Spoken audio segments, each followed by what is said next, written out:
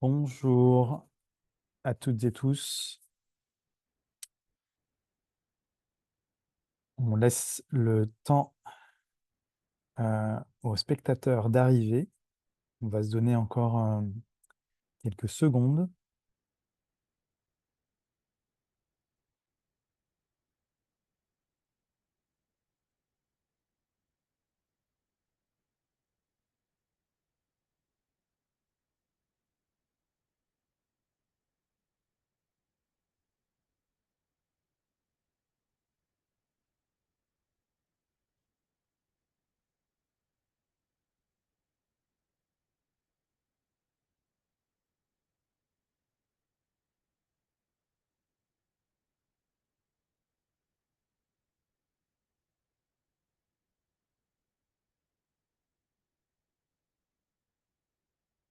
Voilà, je vous propose que l'on démarre.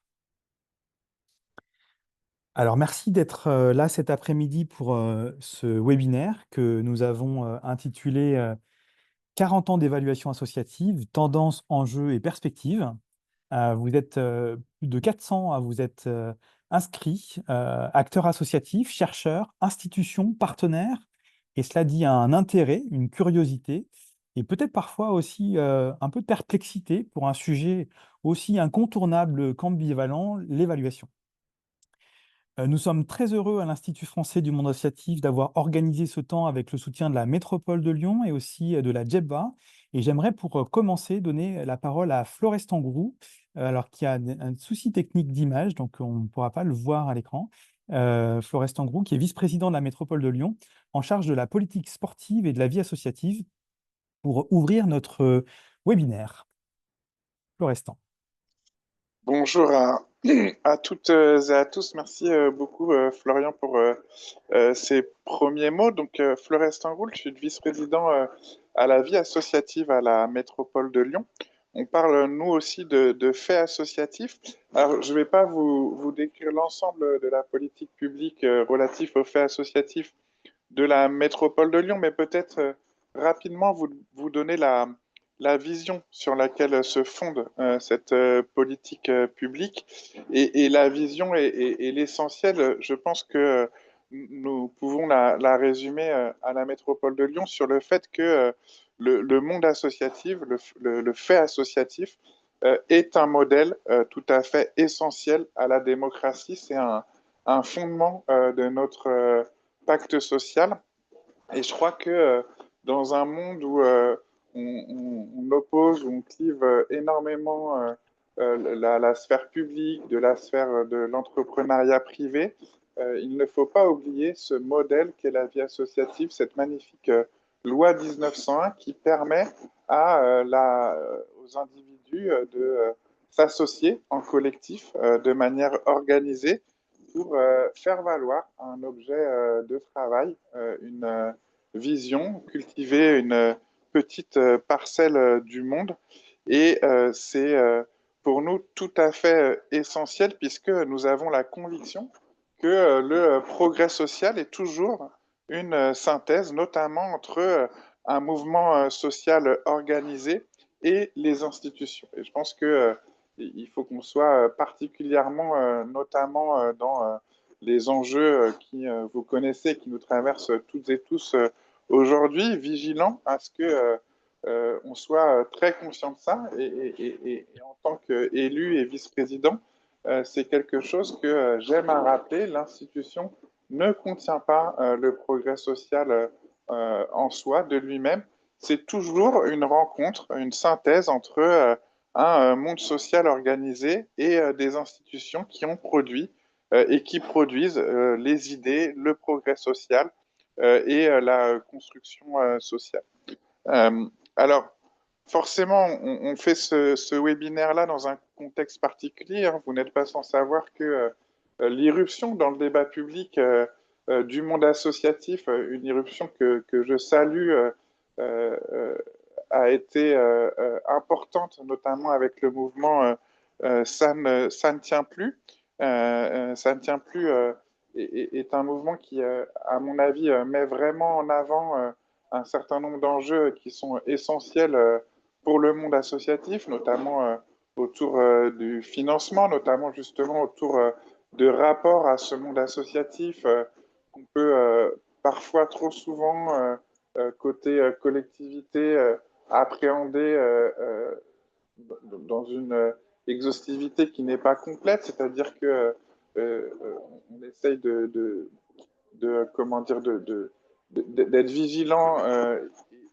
Et aujourd'hui, les modèles de financement sont dangereux dans le sens où la logique de voir le monde associatif comme finalement des prestataires de l'action publique et d'en oublier leur essence de souveraineté démocratique qui sont adossées à ces associations nous paraît tout à fait essentiel. Mais aujourd'hui, parmi donc, cette somme d'enjeux, Florian l'a dit, on va s'attacher à celle de l'évaluation, qui a un enjeu non des moindres, c'est le cas de le dire, puisque finalement, autour de la manière d'appréhender cette question de l'évaluation, on retrouve aussi énormément la manière d'appréhender par la puissance publique, par la société en général aussi, ce monde associatif.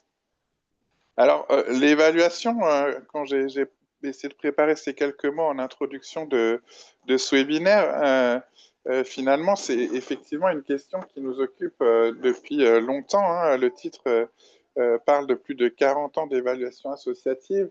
L'évaluation, on l'a aussi dans nos trajectoires individuelles. Finalement, l'exercice de l'évaluation dès l'école primaire est un exercice qui est parfois redouté, parfois particulier, et, et qui nous amène à nous interroger ensuite sur qu'est-ce qu'elle est vraiment et de quoi et à quoi renvoie-t-elle et pour quelle finalité.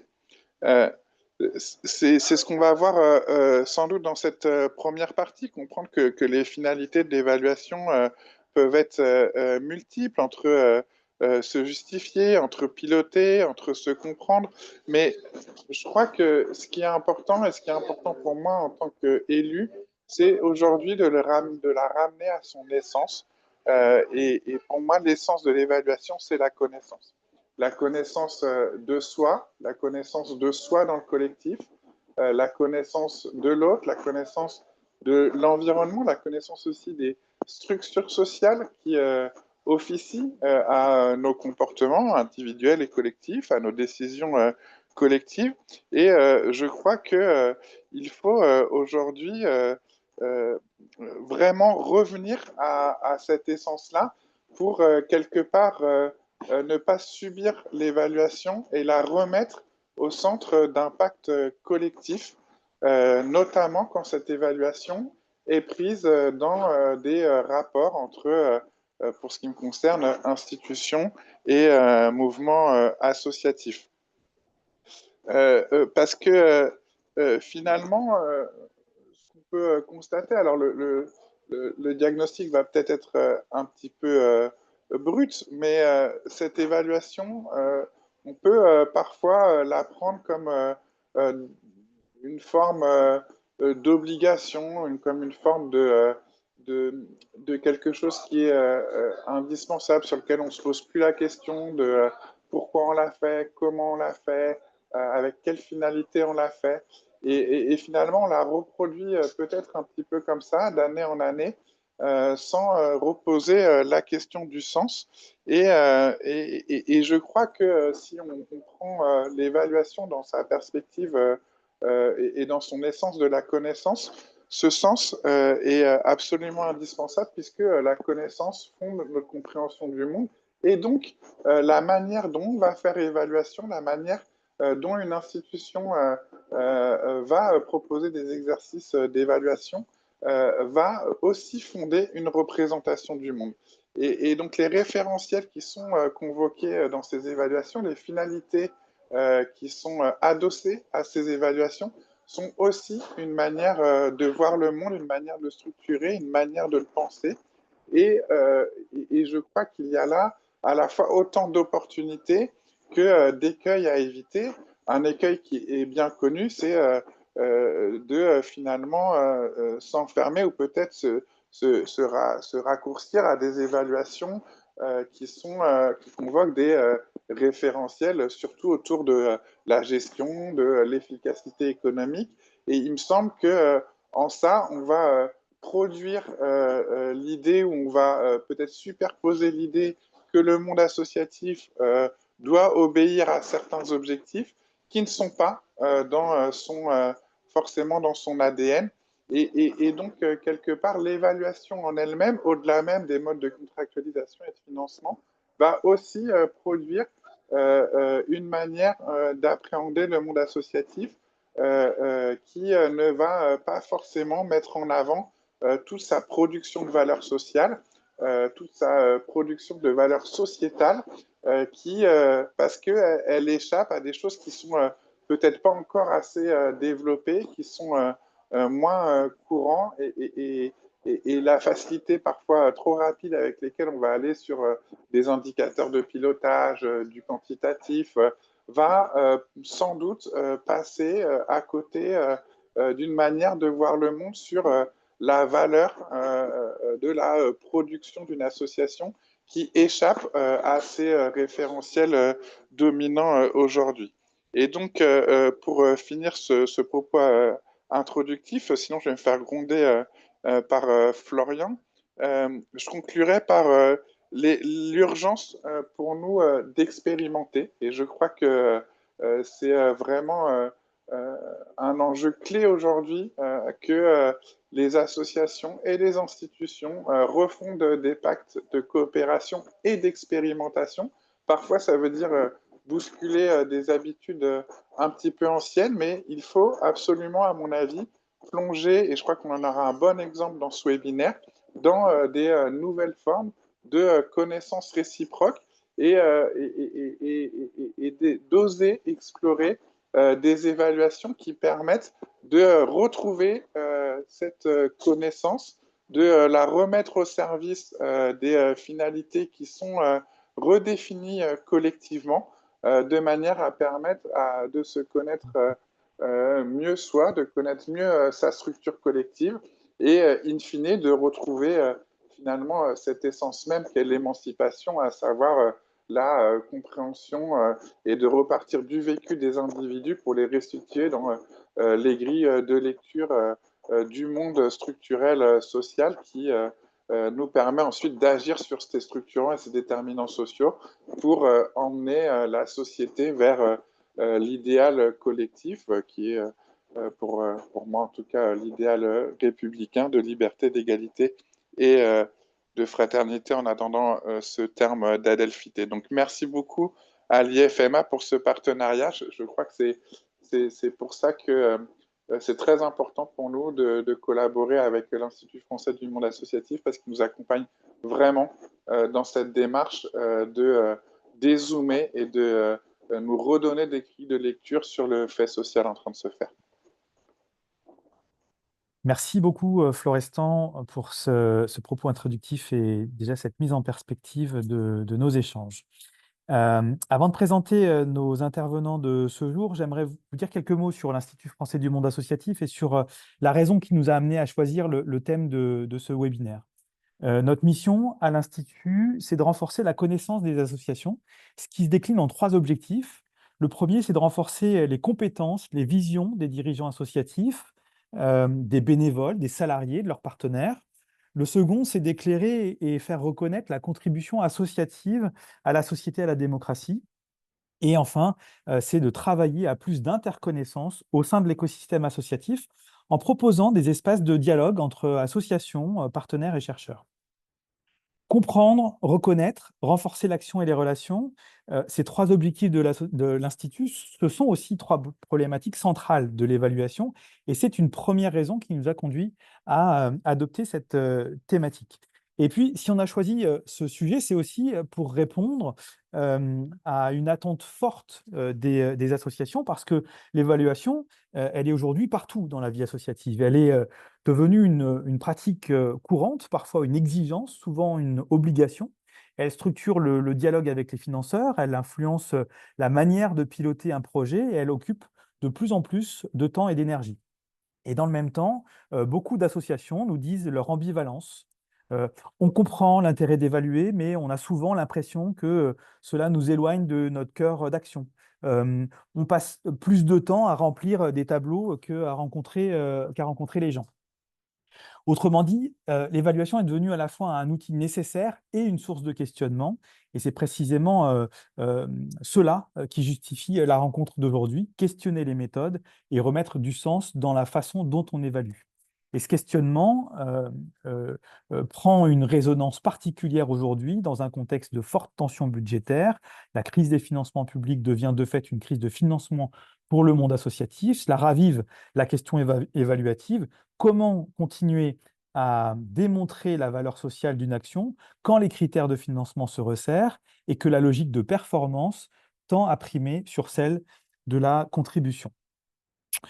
Alors, ce questionnement, on vous propose de le faire en 4 temps avec nos intervenants du jour. J'ai déjà remercié Florestan et je veux remercier également Emmanuelle Porte, chargée d'études et de recherche à l'INJEP, Emmanuelle Briand, chercheuse membre du groupement de recherche sur l'évaluation de l'utilité sociale, Audrey Gaillard, chargée de projet santé en proximité et mobilisation citoyenne de l'association CoSanté.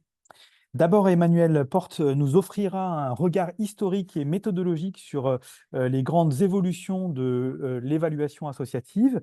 Il nous montrera notamment comment, depuis 40 ans, on est passé d'une logique d'utilité sociale centrée sur la contribution au bien commun à une logique d'impact social plus proche des outils du management et de la performance. Et ce détour par l'histoire nous aidera à comprendre comment se sont installées les pratiques actuelles, leurs forces et leurs limites. Ensuite, je prendrai quelques minutes pour vous partager les besoins de connaissances et enjeux que nous avons identifiés à l'Institut auprès du monde associatif. Quelles sont les questions que se posent les associations, les attentes vis-à-vis de nouvelles connaissances et les manques dans nos façons d'évaluer la valeur sociétale. Et nous marquerons alors un premier temps de questions-réponses.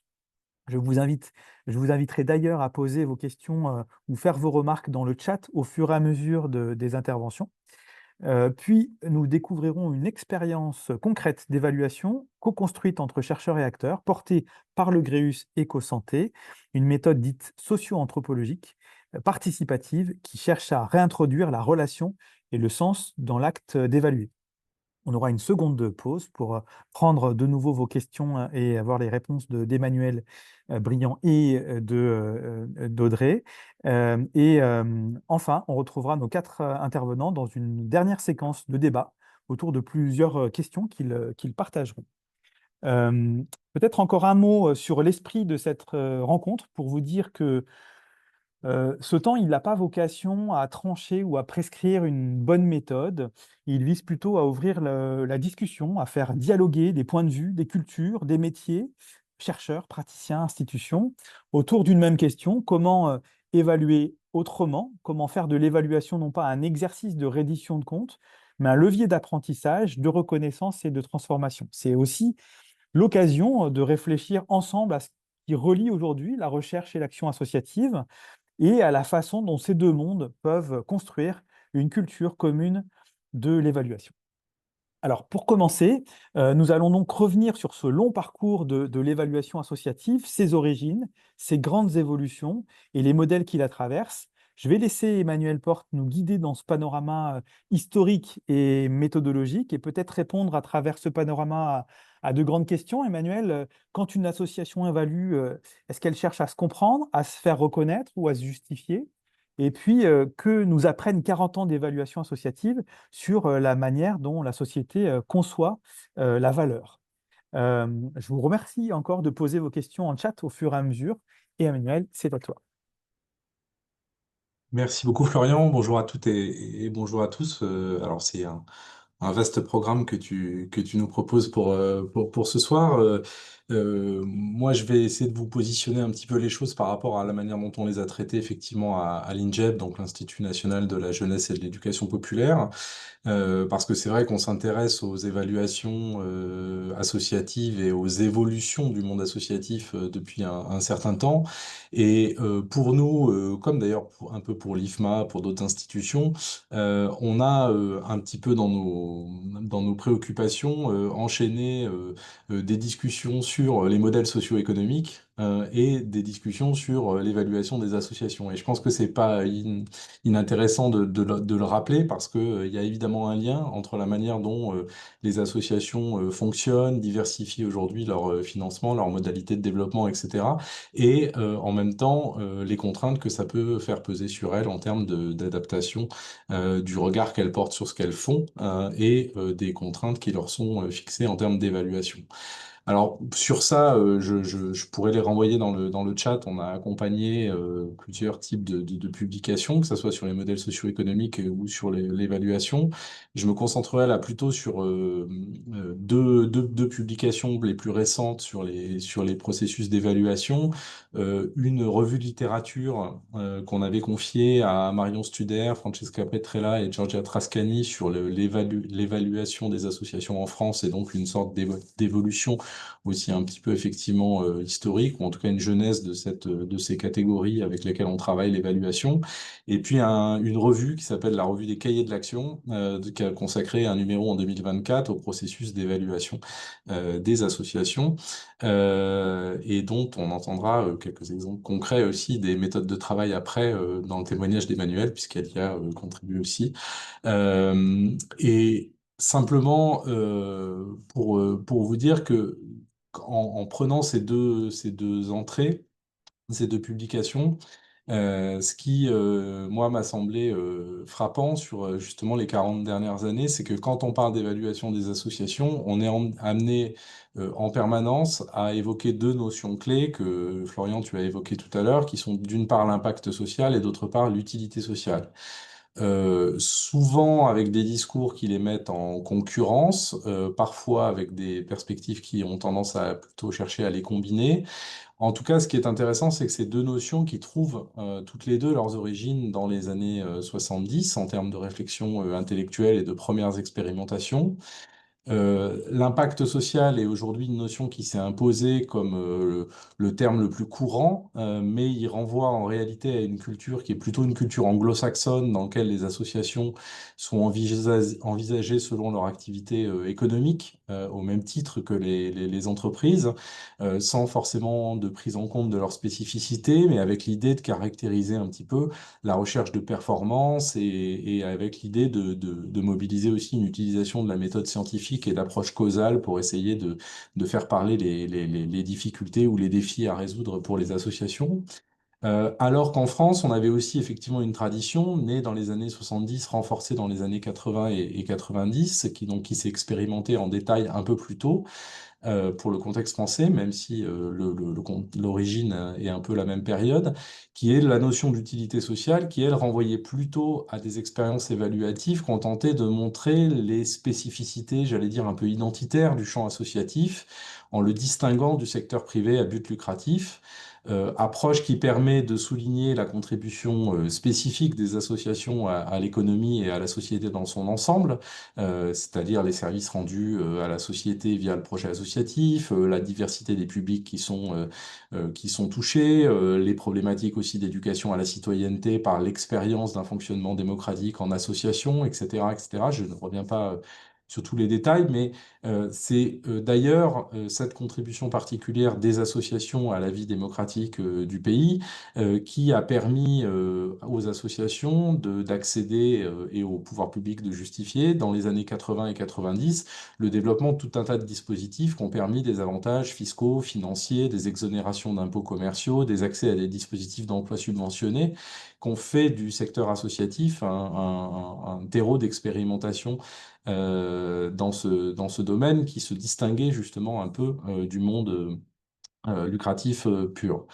Et ce qui est intéressant, en fait, c'est que ces deux origines un peu séparées, elles ont été percuté par un rapprochement qui, à partir des années 2000, on va dire à partir du début des années 2000, a fortement impacté la manière de construire les politiques publiques et les structures de financement par appel à projets, etc., qui ont été le développement des notions de New Public Management, d'Evidence-Based Movement, etc., qui ont finalement intégré dans les logiques des politiques publiques, des logiques managériales issues du secteur privé, avec des logiques de création de normes, et notamment de normes quantitatives aussi pour prouver l'efficacité des programmes, pour essayer de trouver de nouveaux indicateurs, ce qui a beaucoup déstabilisé effectivement la manière d'évaluer à la fois les associations, mais aussi d'envisager les partenariats entre les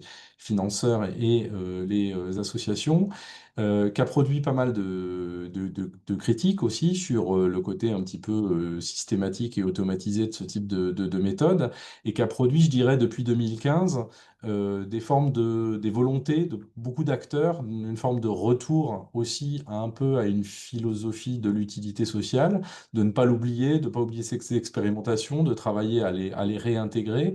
Et donc, on est dans une situation aujourd'hui où, d'une certaine manière, on a une forme de syncrétisme qui s'est opéré, qui fait que globalement, beaucoup d'acteurs parlent d'impact social dans les termes utilisés, mais qu'après, quand on regarde dans le détail les pratiques et les méthodes qui sont utilisées, en réalité, on a beaucoup plus de mélange avec des indicateurs qui font de plus en plus de place aux dynamiques collectives, au bénévolat, à la gouvernance, et donc à des choses qui relevaient plutôt d'un regard de type utilité sociale au départ.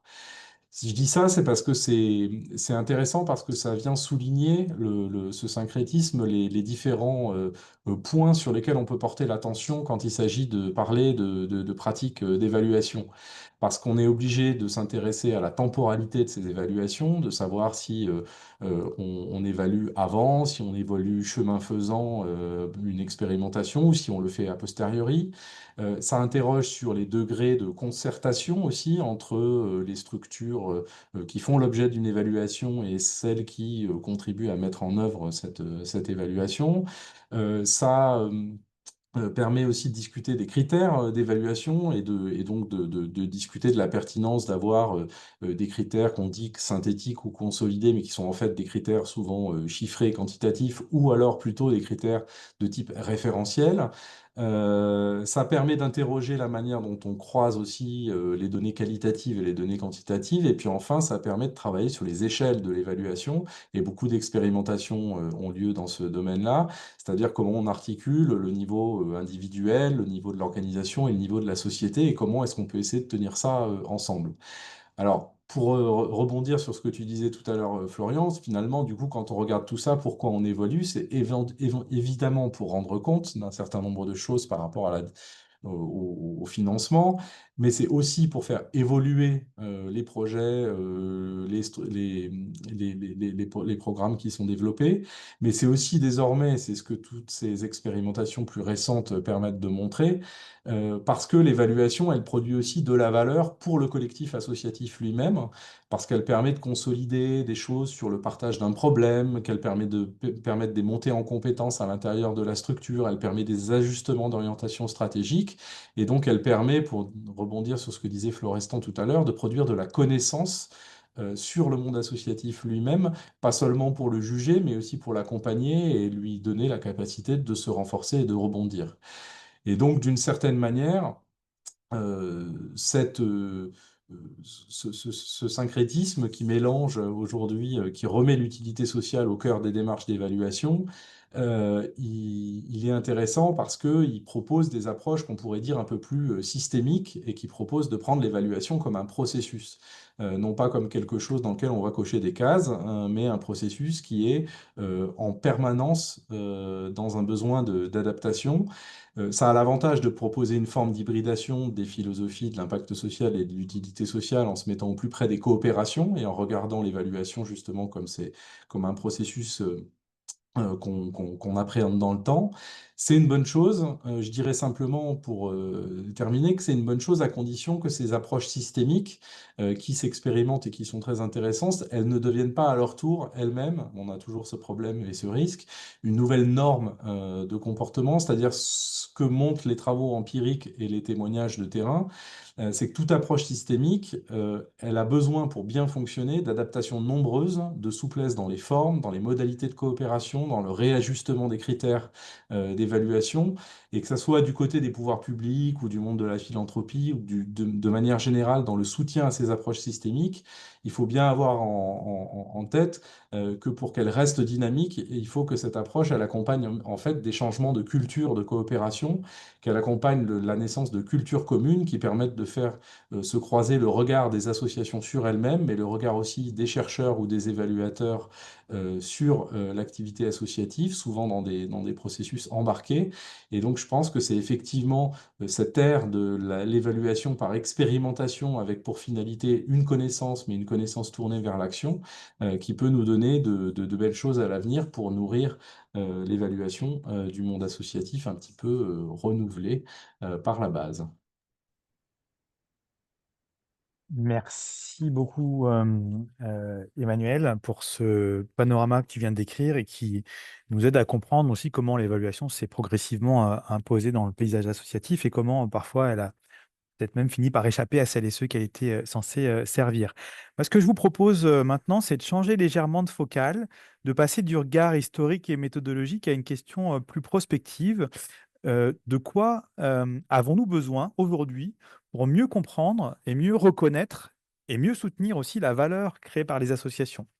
Et pour répondre à cette question, nous avons conduit un groupe de travail avec une cinquantaine d'acteurs associatifs, partenaires et de chercheurs. Le groupe a été piloté par deux chercheurs, Laurent Gardin et Elena Lassida, du Gréus, Elena, et par Yannick Blanc, président de l'Institut.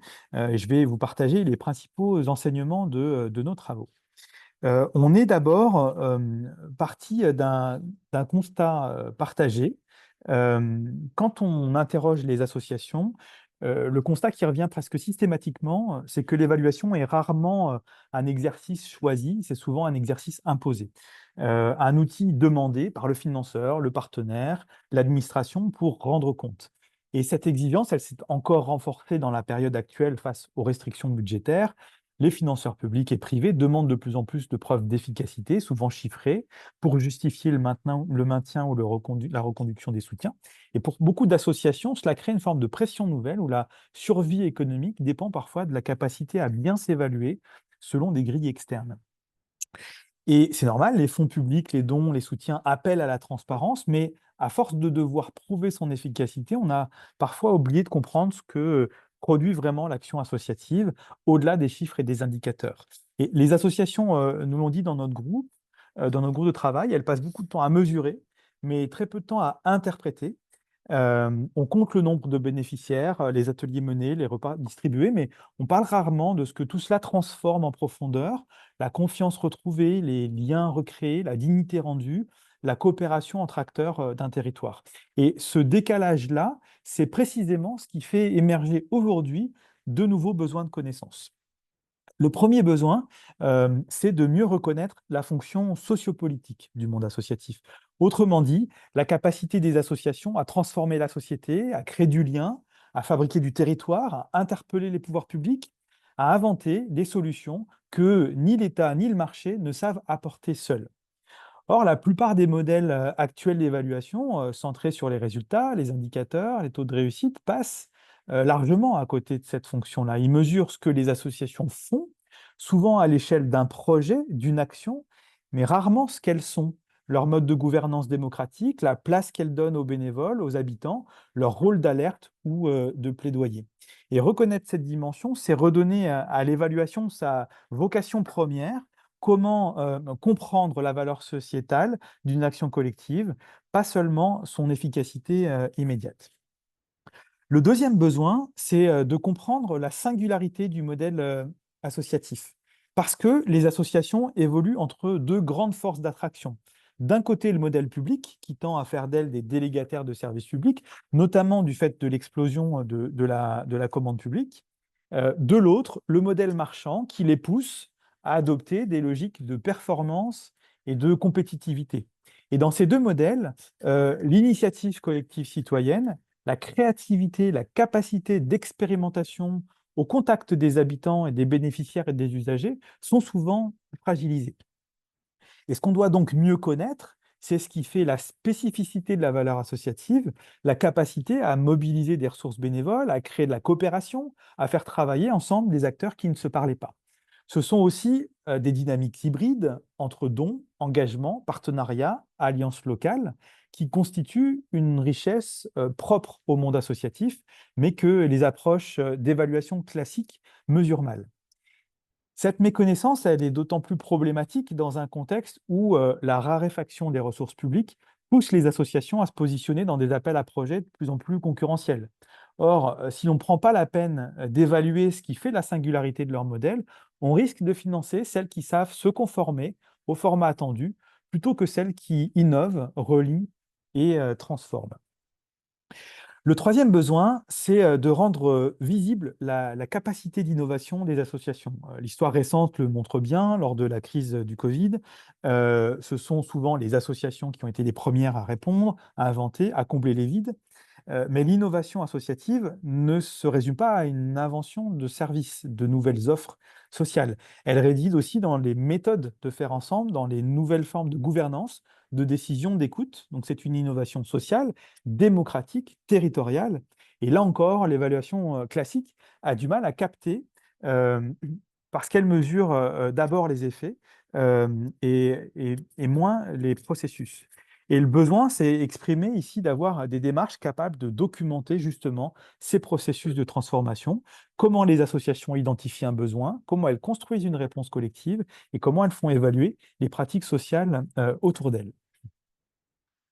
Euh, enfin, quatrième besoin qui est exprimé par les acteurs, c'est celui de se réapproprier l'évaluation non plus comme une contrainte, mais comme un outil d'apprentissage collectif et stratégique. Et je sais que Emmanuel et Audrey nous en parleront fortement tout à l'heure. Cela veut dire remettre l'évaluation dans les mains de ceux qui agissent, l'utiliser pour interroger ses choix, ajuster ses actions, redéfinir sa stratégie, apprendre de ses réussites comme de ses échecs. C'est ce que tu nous disais, Emmanuel, Emmanuel Porte, tout à l'heure. On a deux Emmanuel.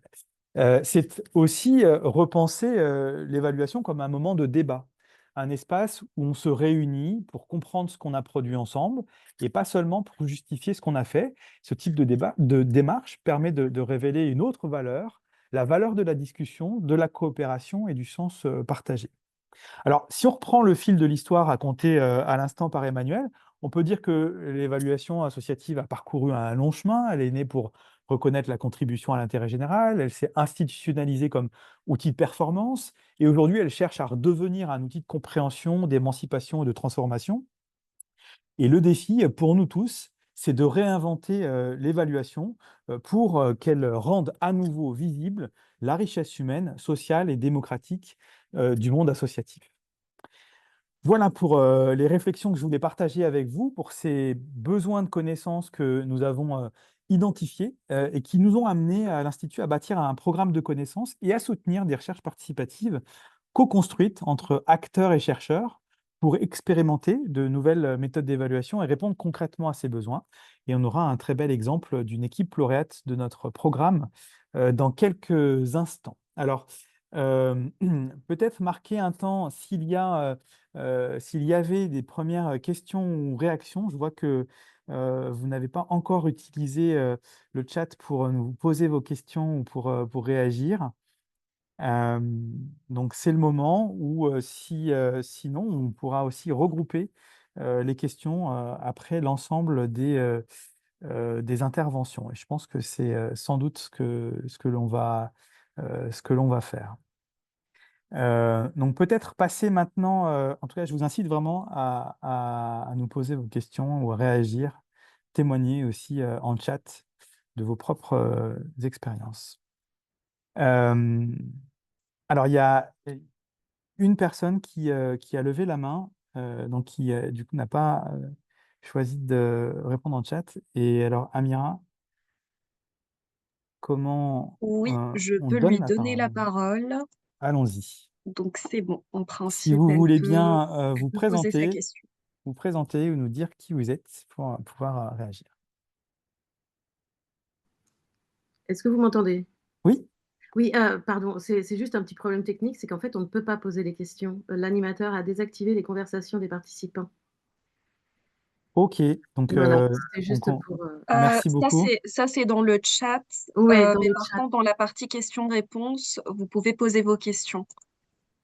Ah oui, d'accord. Vous Ok. passez par Q&R. D'accord, ok. Effectivement, Questions-réponses. j'avais pas ouvert la bonne fenêtre. Merci, excusez-moi. Ah, ça permet ça permet de clarifier. Donc, ça vous laisse l'occasion, on va poursuivre et ça vous laisse l'occasion d'indiquer vos questions, y compris pour ces premières interventions. Et on y reviendra dans un second temps. Je vous propose on passe au témoignage maintenant et je vais me tourner vers une méthode expérimentale qui est lauréate du programme de connaissances de l'Institut. Il s'agit d'une démarche d'évaluation relationnelle co-construite entre la recherche et le terrain associatif qui ouvre une voie originale. Vous êtes deux pour nous en parler, Audrey pour l'association CoSanté, Emmanuel pour l'équipe de recherche du Gréus.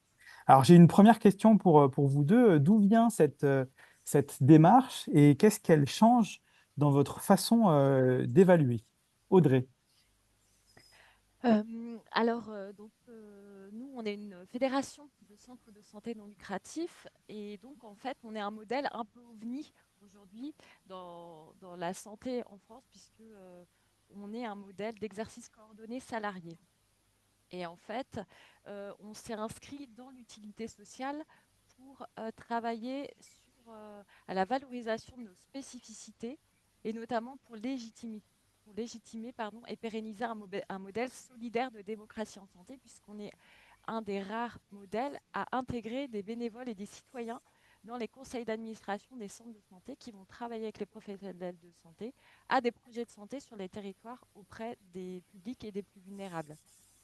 Donc en fait, l'idée, c'était de se dire, bon, on va travailler à la reconnaissance des centres de santé non lucratifs, mais on va garder la main sur la méthode et nous, on va choisir l'utilité sociale parce qu'on pense qu'on a tout à gagner à démontrer ce que les professionnels et les bénévoles avec les usagers expérimentent au quotidien dans, la, manière, dans la manière de mettre en œuvre le projet. Donc en fait, l'utilité sociale, c'est quand même un, un sujet un peu complexe. Et en fait, on l'a expérimenté avec le Gréus, puisqu'on a démarré en fait ce travail-là par l'écriture d'un référentiel en interne. Entre les acteurs et rapidement en fait on a fait connaissance avec un certain nombre d'acteurs dont le Gréus qui nous a mis en exergue que finalement notre évaluation et notre travail on l'avait fait un peu entre nous et on avait oublié. Audrey, pardon, je crois qu'il y a un problème au niveau du son. On a plusieurs remarques qui nous disent que on entend assez mal. Ah, et là ça va mieux ou Oui, pas? je crois que ça va mieux, oui. Là ça va mieux. Oui, merci. Excusez-moi. Donc oui, ce que je disais, c'est qu'on avait mis en place une première méthode d'utilité sociale et on s'est vite rendu compte qu'elle ne fonctionnait pas parce que finalement, on avait beaucoup travaillé dans l'emploi. Et ce qu'il faut comprendre, la première démarche qui est intéressante dans l'utilité sociale, c'est justement le fait de faire dialoguer les différentes parties prenantes ensemble, pour offrir en fait vraiment une vraie démarche d'utilité sociale. Donc, en fait, on a réinterrogé avec le GREU dans une démarche expérimentale. En fait, on a vraiment pris une démarche expérimentale ajustée pour aller questionner ce qui fait la spécificité des centres de santé autour de la valeur relationnelle. Et donc, en fait, on a mis en place une méthode pour essayer de comprendre un peu et de poser ensemble ce qui nous lie, ce qui nous relie et ce que l'on porte et ce que l'on défend collectivement au sein des centres de santé. Je pense qu'il faudra peut-être en fait écarter un peu le micro. Et là, c'est mieux? Oui, parce que je pense si c'est pas le souffle qui. Ah, pardon, excusez-moi. Ou sinon enlever le casque et le faire avec le micro de l'ordinateur. D'accord, ok. Emmanuel? Alors, Emmanuel. Je vais prendre le relais. Est-ce Oui, que même question, Emmanuel. En quoi la démarche du Gréus est une rupture méthodologique? Oh là, vaste sujet. Est-ce que ça va? Mon souffle ne... Oui, c'est bon, c'est bon. Très Parfait. bien. Pour revenir aussi un peu à ce que disait Emmanuel, l'autre Emmanuel, pour nous, il n'y a pas d'antagonisme ni d'hybridation entre évaluer l'utilité sociale et évaluer l'impact social. Parce qu'en fait, il y a un décalage. Pour nous, l'impact social, ce sont les effets produits, les besoins sociaux satisfaits, et l'utilité sociale, c'est la valeur sociale, c'est la représentation du monde commun de l'association, c'est sa conception de l'humain et sa contribution à la société. Donc ça, c'est un premier point. Ce qui entraîne le deuxième point phare un peu de notre approche, qui est que on va identifier l'utilité sociale, la valeur sociale, avant de mesurer les effets de sa valeur sociale. Souvent, on commence par avoir des critères, des indicateurs qui vont être peut-être interprétés. Nous, on commence par construire la valeur sociale et ensuite de mesurer les effets. Donc c'est un basculement un peu dans cette façon d'aborder les choses et de ne pas créer d'antagonisme. Il y a une mesure d'utilité sociale qui est suivie d'une mesure mesure d'impact. Le troisième point phare, alors je ne sais pas si c'est une rupture méthodologique, mais en tout cas, on a 3 principes méthodologiques. La méthode du Gréus, c'est une méthode, une démarche pluraliste, co-construite, progressive, pluraliste parce qu'en fait, elle intègre toutes les parties prenantes et au même niveau. C'est-à-dire que on va faire dialoguer, on va intégrer. Alors, effectivement, à différents moments de la démarche, on va intégrer toutes les parties prenantes. Non pas seulement aller chercher les effets produits chez les bénéficiaires, mais intégrer les bénévoles, les salariés, les partenaires associatifs, institutionnels, les services civiques, les usagers, évidemment. Voilà. Ensuite, cette méthode, elle est co-construite. C'est-à-dire que nous sommes dans une démarche de recherche-action. Nous ne sommes pas des prestataires externes qui observons, livrons un rapport à la fin. Mais en fait, on va co-construire. Alors, le cadre méthodologique, il est bien sûr constant, mais on va co-construire en fait cette démarche avec un petit groupe de pilotage qui va représenter un peu toute la richesse et la diversité de l'association. Et, et en fait, ce qui est important de comprendre peut-être, c'est que cette valeur sociale, elle se construit avec les parties prenantes à partir de ce qui compte pour elles, ce à quoi elles tiennent, ce à quoi elles aspirent. Et en fait, vraiment, voilà, c'est à quoi je tiens, moi, et à quoi on tient collectivement. Voilà. Et chaque participant est mis en posture de co-chercheur. Parce que chacun porte un savoir issu de l'expérience qu'il vit au sein de l'association ou en lien avec l'association. Et voilà, cette valeur sociale, telle qu'identifiée au terme de ce processus qui est donc collaboratif, participatif, progressif, c'est pas une donnée abstraite, c'est une réalité incarnée. Voilà. Le dernier point, me semble-t-il, c'est pas simple de synthétiser un peu l'approche et la rupture méthodologique, mais c'est que pour nous, la valeur des associations, elle est relationnelle et que la méthode d'évaluation est elle aussi conçue comme un processus relationnel. Ce processus relationnel, il est aussi une source de connaissances. C'est-à-dire que la démarche elle-même crée de la valeur. Voilà un peu les 4 points que je peux amener en Ok. introduction.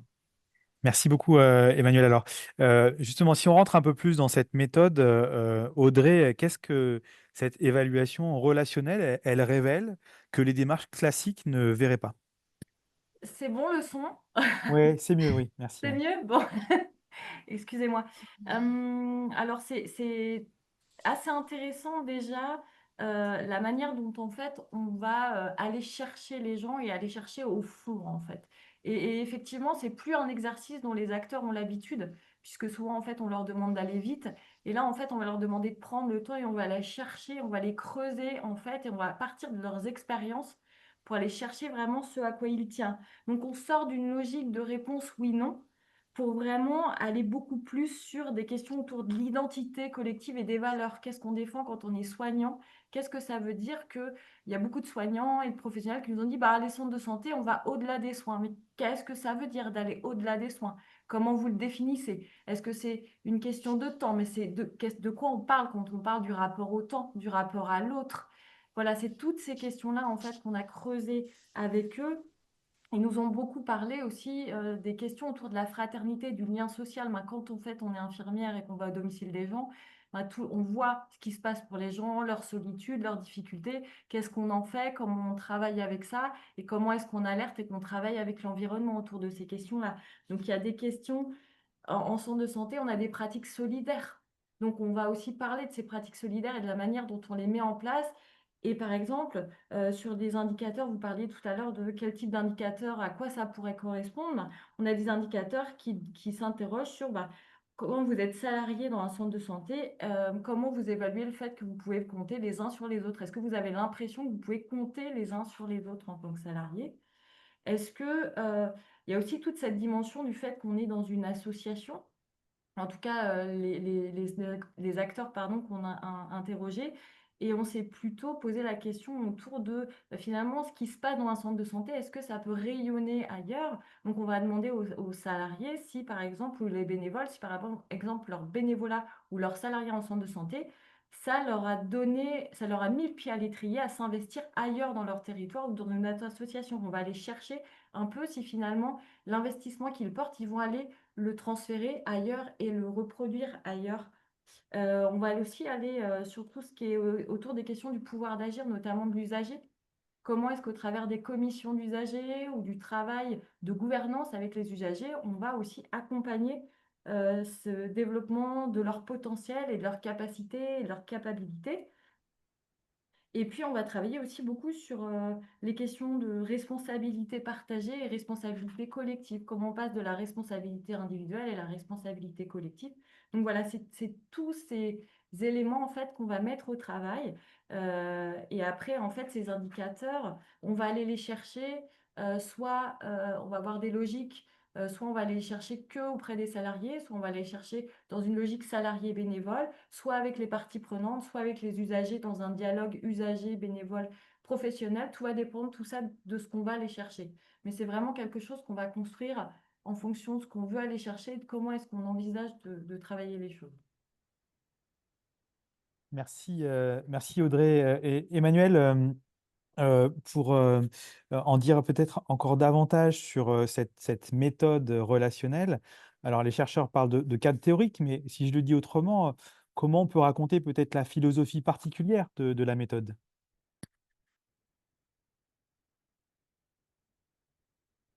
Ah, le micro?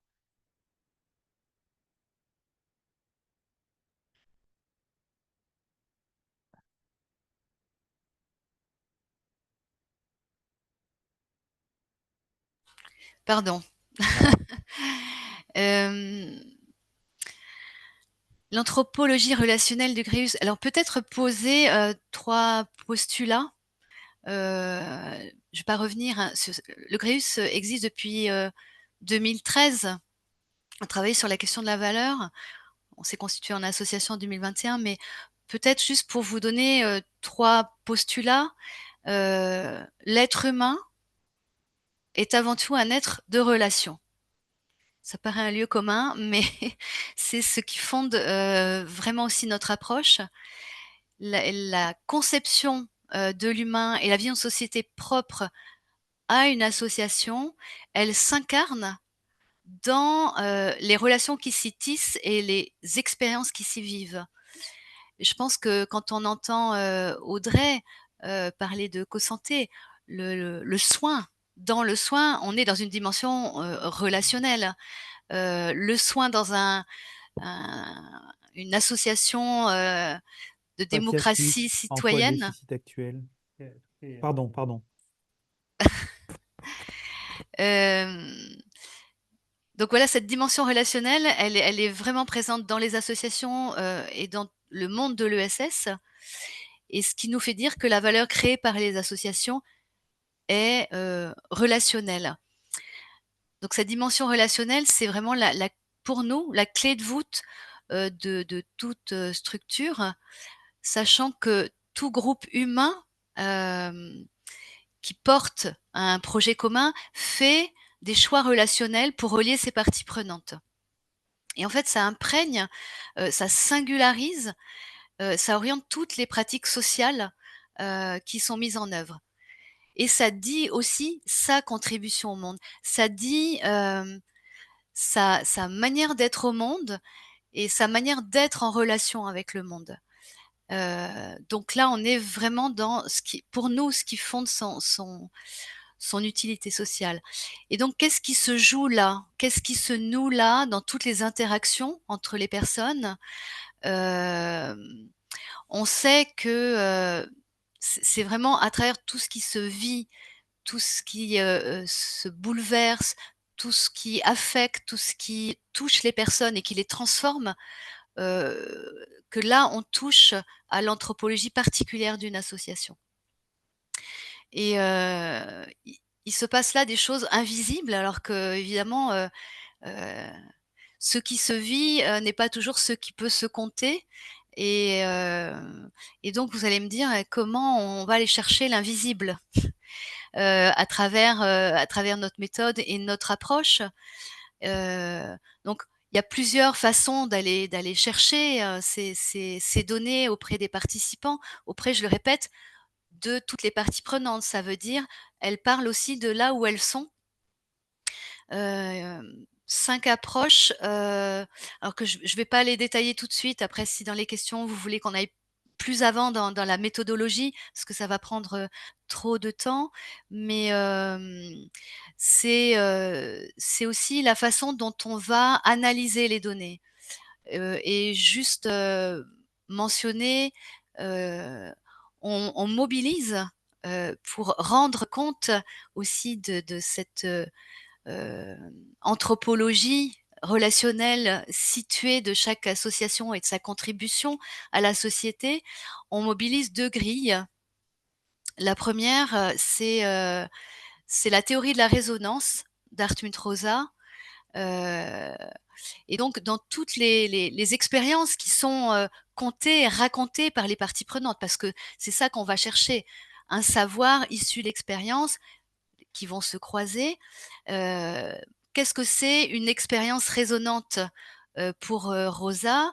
C'est une expérience qui touche des valeurs personnelles très fortes, qui va chercher aussi des aspirations profondes qui bouleversent et qui font évoluer, qui transforment les personnes qui les vivent. Donc on va aller chercher ces expériences résonantes qui sont vécues. Une expérience résonante qui transforme. Quand on est transformé, on transforme aussi à l'extérieur. C'est toute une dynamique qui rend aussi vivant, mouvant, innovant une association. Et puis la deuxième grille qu'on mobilise, c'est ce qu'on appelle nous le triptyque relationnel. C'est qu'on va aller chercher dans tout ce qui se vit là, qu'est-ce qui touche à la relation à soi? Qu'est-ce qui a un lien avec la relation à l'autre? Et qu'est-ce qui a un lien avec la relation au collectif, aux autres, à l'institution, à la société, au monde, aux vivants non humains? Enfin, voilà.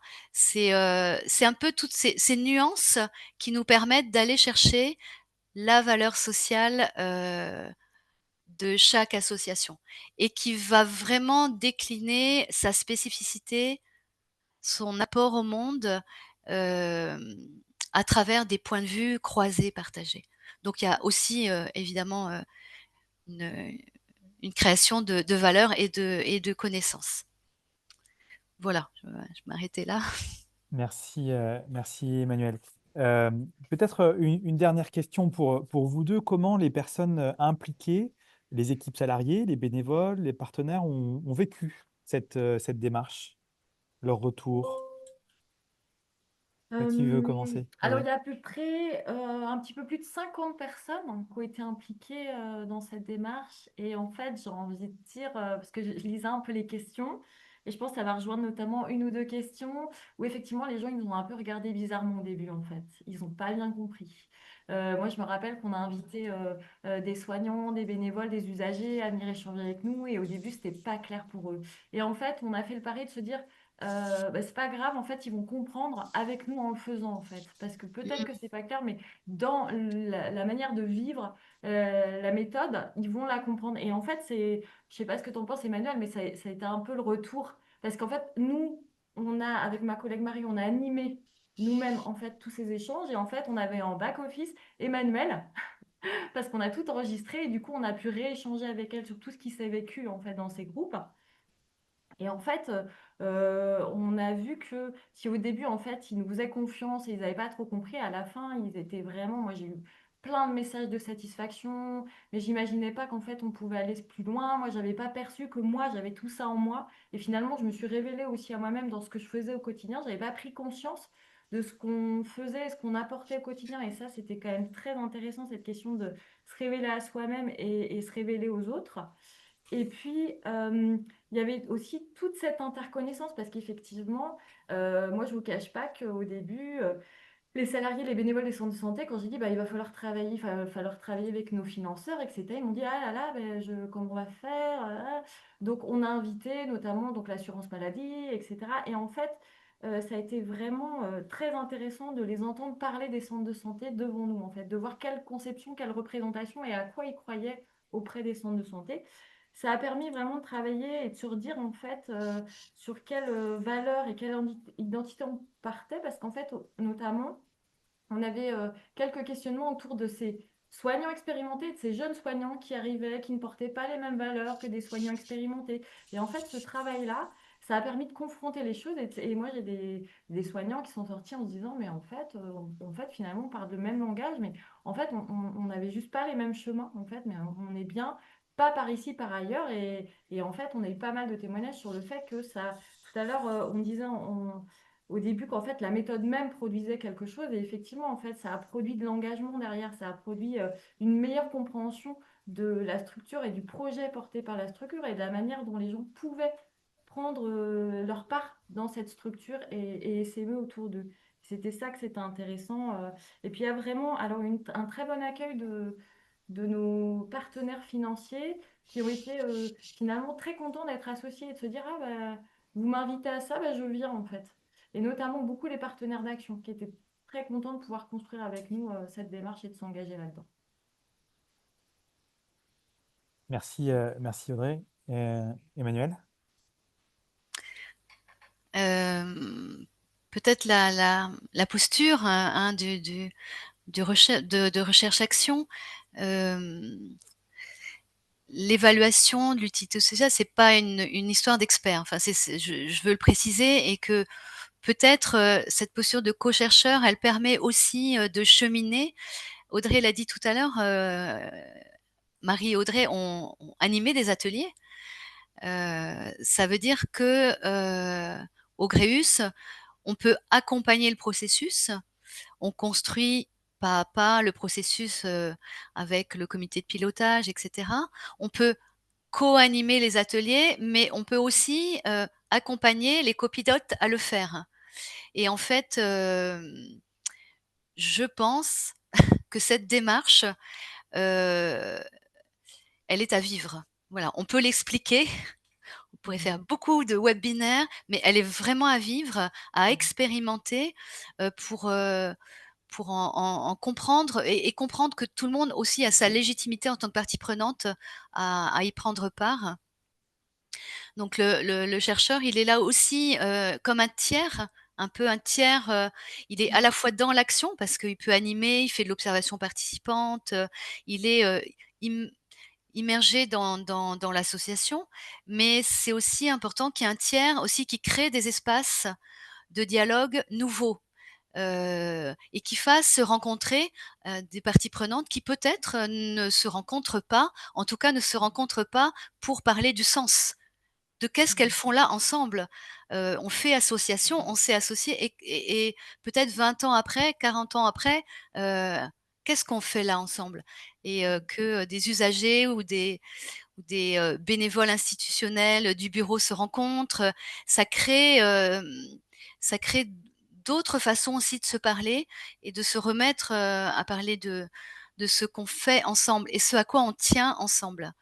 Et puis il y a la posture de chercheur qui est de aussi prendre un peu de recul, de mobiliser des références, théoriques et puis aussi d'aller solliciter, les collègues du Gréus et de pouvoir aussi, avoir, voilà. Mmh, je peut-être préciser aussi que, l'intervenant, il bouge aussi, il bouge ses représentations, quand il intervient et quand il est dans ce processus. Hem, voilà, souvenir d'un partenaire, CAF, qui voulait pas venir participer, parce qu'il disait: «Non, non, nous on veut être impartial, on finance et donc» et quand on les invite, mais en tant que, partie prenante, derrière une institution, il y a aussi des êtres humains qui ont des valeurs et qui ont envie de partager et je pense qu'il faut oser aussi ce pas de côté et ben, moi aussi j'ai bougé mes représentations sur la CAF et cetera donc ça permet voilà, de bouger, de se déplacer, de faire des pas de côté, mais ça prend aussi du temps. Un Voilà. grand merci à toutes les deux pour votre précieux témoignage qui a suscité un certain nombre de questions. Donc, je vous propose que sans plus tarder, et on va rattraper aussi le temps des questions-réponses de la première séquence, euh, donc de faire circuler les questions auprès de vous. Pour Emmanuel Porte, alors peut-être que euh, je vais essayer de poser plusieurs questions et puis vous proposer de répondre en une fois. Pour Emmanuel Porte, Valérie Urman, pardon, nous pose cette question. Les associations souhaitent-elles plutôt être en mesure de s'auto-évaluer ou bien font-elles volontiers appel à des tiers, à des tiers indépendants? Alors, une question autour du langage posée par Alois Barca. L'évaluation ne risque-t-elle pas de devenir une question d'expert ou d'élite, compte tenu que l'évolution d'un vocabulaire associatif qui échappe de plus en plus aux usagers, aux bénévoles? De la notion de quartier, on est passé à celle de territoire. On a vu émerger des notions un peu jargonnantes, fondements, enjeux, public ciblé, critères, impact, utilité, etc. Comment échanger au sein d'une association sans reproduire les hiérarchies sociales et dominines? Voilà. Et puis, toujours pour Emmanuel Porte, une question qui relie la question de la valeur, de l'engagement et des modèles socio-économiques posée par Fatia Schlicht. En quoi le déficit actuel de bénévoles ou plus largement le recul de l'engagement associatif nous oblige-t-il à repenser le modèle socio-économique et démocratique de nos associations? Tant de préciser que Fatia Schlicht préside une association d'éducation populaire. Peut-être, Emmanuel, je te laisse commencer. Emmanuel Porte, je te laisse répondre à ces premières questions. Oui, alors je peux essayer. Bon, ça fait pas mal de questions et des grosses questions qu'on pourra développer, mais je pense que les autres participantes pourront compléter, notamment à partir de leurs expériences. Euh, Est-ce que les associations, elles souhaitent plutôt être en mesure de s'auto-évaluer ou est-ce qu'elles font bien volonté à un tiers indépendant? Moi, j'ai tendance à dire qu'il n'y a pas de, comment dire, il y a pas une situation déjà générale qui s'applique à toutes les associations. Ça dépend déjà de ce qu'on cherche à évaluer et du cadre dans lequel l'évaluation se développe. Mais comme le disait Emmanuel, dans les expérimentations qui sont conduites comme les vôtres, justement, ce qui vient être un petit peu déstabilisé, c'est cette idée que l'évaluateur est forcément extérieur au processus, et au contraire qu'on peut intégrer une réflexion sur l'évaluation qui est nourrie du projet associatif lui-même et de ses contraintes et de son fonctionnement, et qui s'ajuste en retour.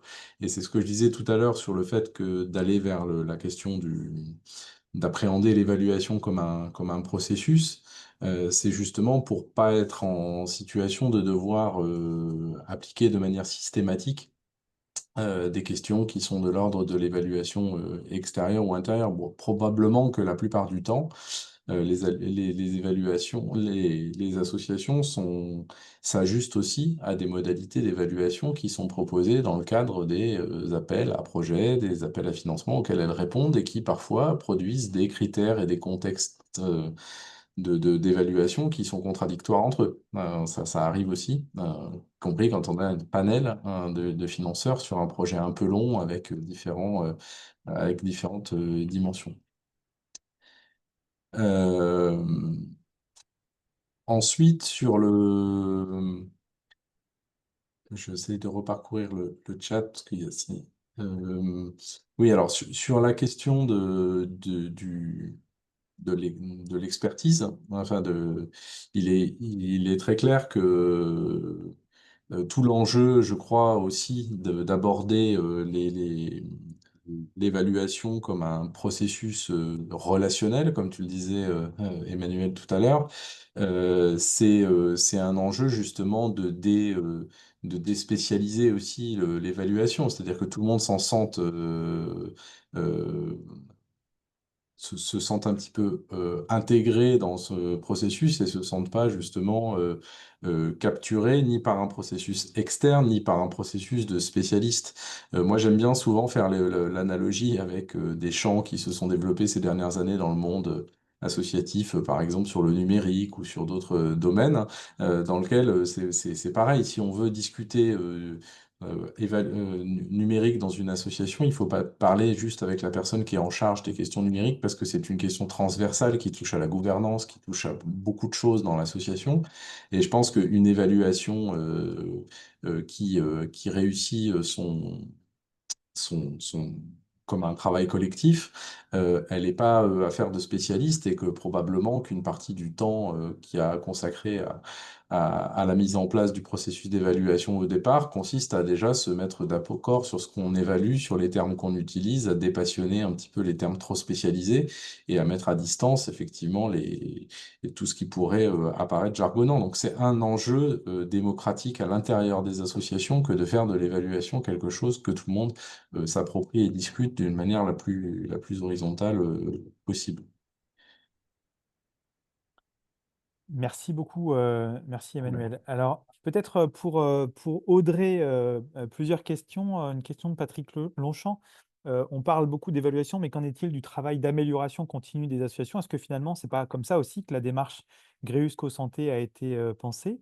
Une question de Michel Beaumont. Auriez-vous quelques exemples de ce qui est dénommé construire la valeur de l'utilité sociale et également un exemple de valeur relationnelle?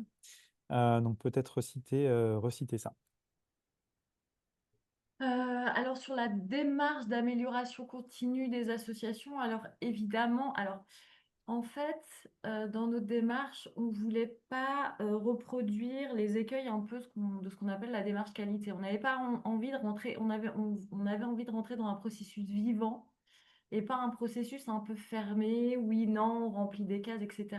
Pour nous, l'enjeu de ce travail-là, c'est qu'il y ait du débat. C'est que pour nous, c'est déjà gagné si un centre de santé, quand il va mettre en place et quand on les accompagne faire la démarche, on va organiser une rencontre avec des partenaires et des usagers. On va discuter sur une thématique parce que cette année-là, on aura décidé de travailler sur une thématique et on va permettre la parole. Donc déjà, pour nous, c'est gagnant en fait. Et après, effectivement, sur l'amélioration continue, c'est déjà sur les relations au sein du territoire et sur la manière dont on va travailler et on va travailler sur comment dire, la capacité à intégrer et à donner une place à tout le monde dans le projet. Et puis, effectivement, il y a ce qu'on appelle des plans d'action qui peuvent être intégrés en fait dans ce travail-là. Et l'idée, c'est de se dire comment est-ce que, au fur et à mesure, on va améliorer en fait notre manière de, je sais pas, de travailler à l'empowerment des usagers, enfin des patients, ça dépend où on est. Comment est-ce qu'on va retravailler la question de la gouvernance aussi. Je voyais qu'il y avait une question effectivement sur les bénévoles. Le fait qu'il n'y a plus de bénévoles, bah, c'est comment se réinterroger aussi comment est-ce qu'on laisse la place aujourd'hui aux gens de s'investir en fait dans nos associations. Ça fait aussi partie de ces réflexions qu'on peut poser sur l'utilité sociale. Euh, sur des exemples que vous donnez, construire la valeur d'utilité sociale, un exemple de valeur relationnelle. En fait, sur la manière dont on a travaillé en fait la valeur relationnelle, c'est on a été chercher ce qu'on appelle des expériences, des pratiques et des effets. C'est-à-dire qu'on a essayé d'être concret, on a essayé de repartir d'eux pour essayer de retrouver des éléments. Et donc, il y a beaucoup de choses, en fait, par exemple, il y avait une dimension qui a beaucoup été soulevée, c'était par exemple la dimension de l'accueil relationnel, en fait. C'est quoi arriver dans un centre de santé? C'est quoi accueillir quelqu'un? Comment est-ce qu'en fait on est disponible à l'autre et qu'est-ce qu'on revendique aussi du temps qu'on va accorder à l'autre? Donc ça, par exemple, c'est toute une dimension qu'on a travaillé avec sur cette dimension d'accueil inconditionnel, par exemple. Et comment ça prend forme et ça prend acte dans ce lien qu'on a entre bénévoles, soignants, usagers. Voilà, ça c'est un exemple. Je ne sais pas s'il y avait une autre question. Alors, il y en a une qui est arrivée entre-temps et Ah, que je te partage, de Jean-Baptiste Le Sort d'Habitat Humanisme, que je salue. Je comprends bien l'intérêt du type de démarche que vous décrivez, l'enrichissement que chaque participant peut en retirer, mais quels éléments de conviction peut-on en sortir vis-à-vis de l'extérieur? En termes plus technocratiques, quels sont les livrables? Je te la pose, Audrey, mais j'aimerais bien la poser en prolongement aussi à Emmanuel Briand, peut-être pour dire comment, enfin rebondir sur la question du lien entre cette démarche-là et puis qui peut nourrir aussi la production d'indicateurs d'impact.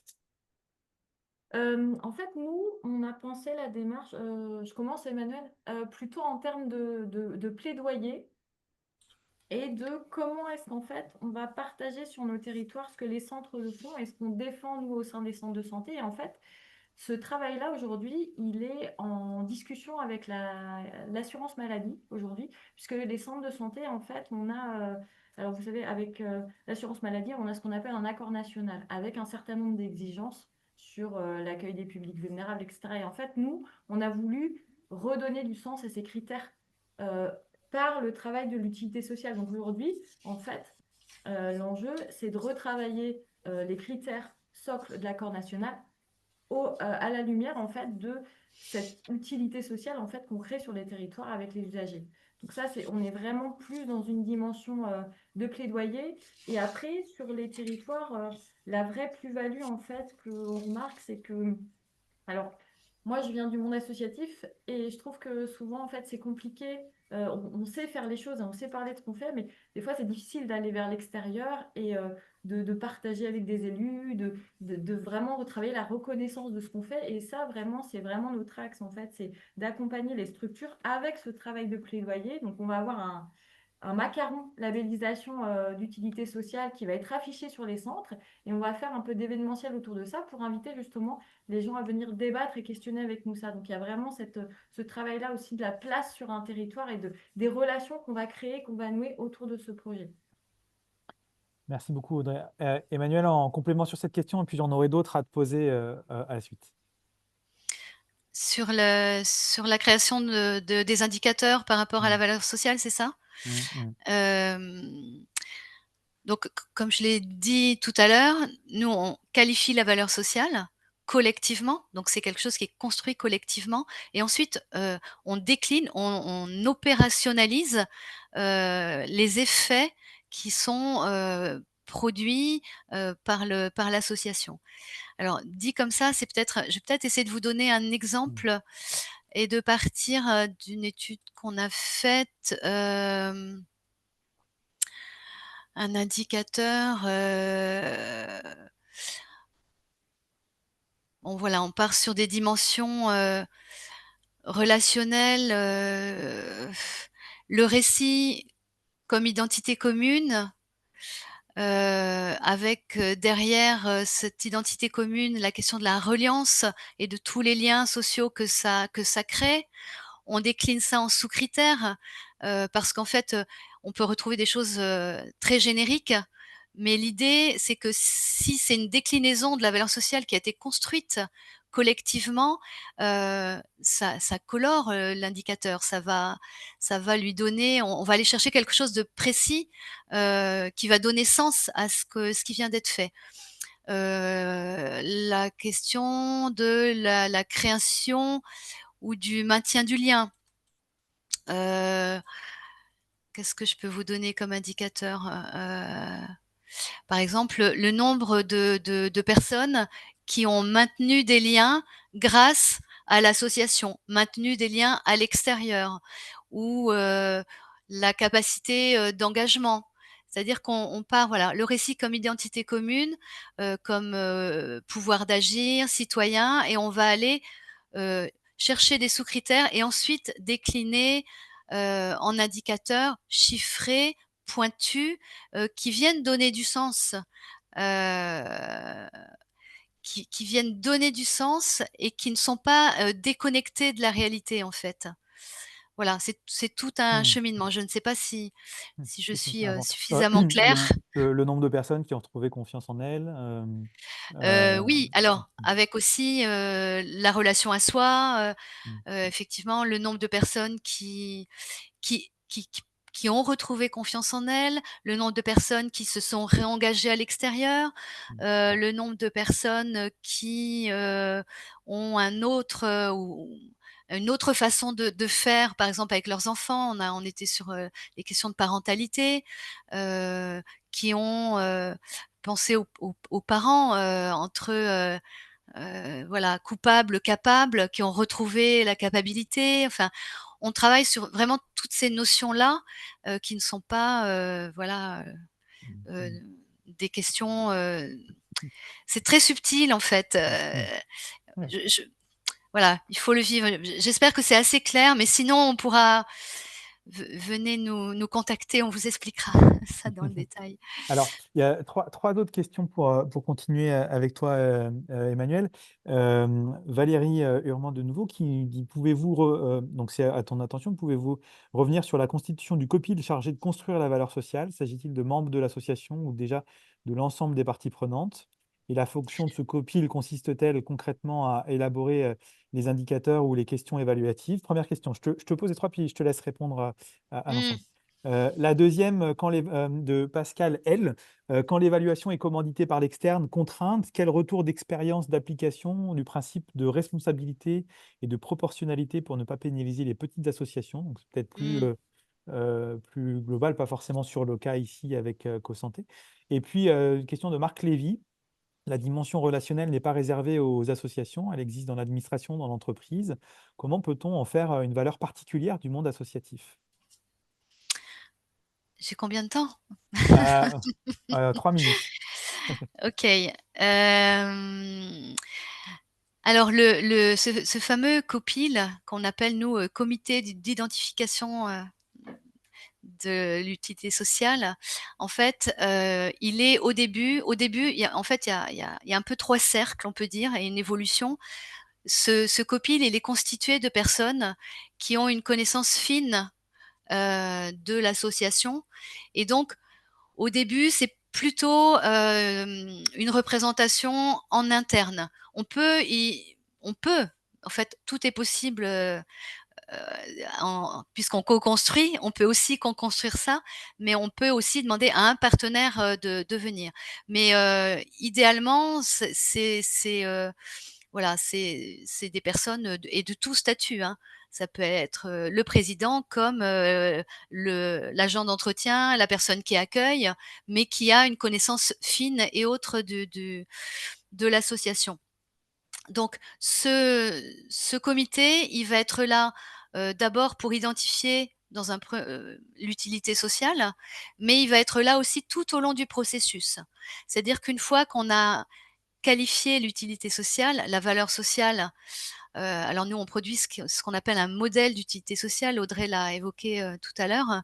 C'est-à-dire qu'on a une valeur centrale, hein, qui synthétise l'expérience fondamentale qui est vécue par toutes les parties prenantes. On a les pratiques qui permettent de vivre, qui permettent de vivre ça au sein de l'association, et on a les effets produits. Et donc, ensuite on va aller à l'extérieur chercher, d'autres avis. On va élargir un peu la vision en allant chercher des parties prenantes, en organisant des ateliers, de pairs, des ateliers mixtes. C'est-à-dire que si, on a un salarié dans, ce copil, on va aller chercher tout un autre groupe de salariés, on va aller vers des usagers, on va aller, faire un atelier avec tous les partenaires. Donc, voilà. Mais ce copil, à l'origine, il est en interne, voilà, et après il s'élargit et on va aller chercher d'autres avis. Et effectivement, heu, on co-construit les indicateurs aussi avec lui. En fait, on co-construit les choses au fur et à mesure. Le chercheur, il y a des va-et-vient en fait constants, qui permettent, de valider, de analyser et d'avancer ensemble. Voilà pour, peut-être pour le copil. Ouais. Il me semble sur les Alors, l'évaluation commanditée par l'externe, ouais. Pour, voilà, que les petites associations sont Mm. pas toujours, n'ont pas toujours les Mm. moyens forcément Mm. de faire appel à hem, alors il y a plusieurs, effectivement, surtout dans les temps qui courent, hein, ce n'est pas simple de mobiliser aussi, du temps, un budget pour, aller chercher quelqu'un à l'extérieur. Il y a plusieurs conditions d'intervention ou des modalités d'intervention du Gréus. On n'est pas des prestataires donc, mais on peut animer, on peut aussi, former, mais j'en parlerai peut-être plus tard. On peut aussi, former, on peut accompagner, des personnes qui vont conduire, l'évaluation, en interne, donc ce qui réduit un peu aussi les coûts. Mais ce que je trouve, le plus intéressant, peut-être on en parlera aussi après sur les coopérations, mais c'est aussi de mener des expérimentations de recherche dans lesquelles les petites associations peuvent rentrer sans, voilà, sans mener quelque chose qui soit, trop lourd à porter pour elles, et Très bien. bénéficier aussi des retours d'expérience qu'on peut avoir avec, les grosses associations, Ok. voilà. Alors, là, 3 on minutes a. sont passées. Oui, et puis on doit à 17h30, nous enchaînons avec le débat. Il est l'heure du débat. Et pardon pour les quelques remarques qui sont arrivées là dans la dernière minute.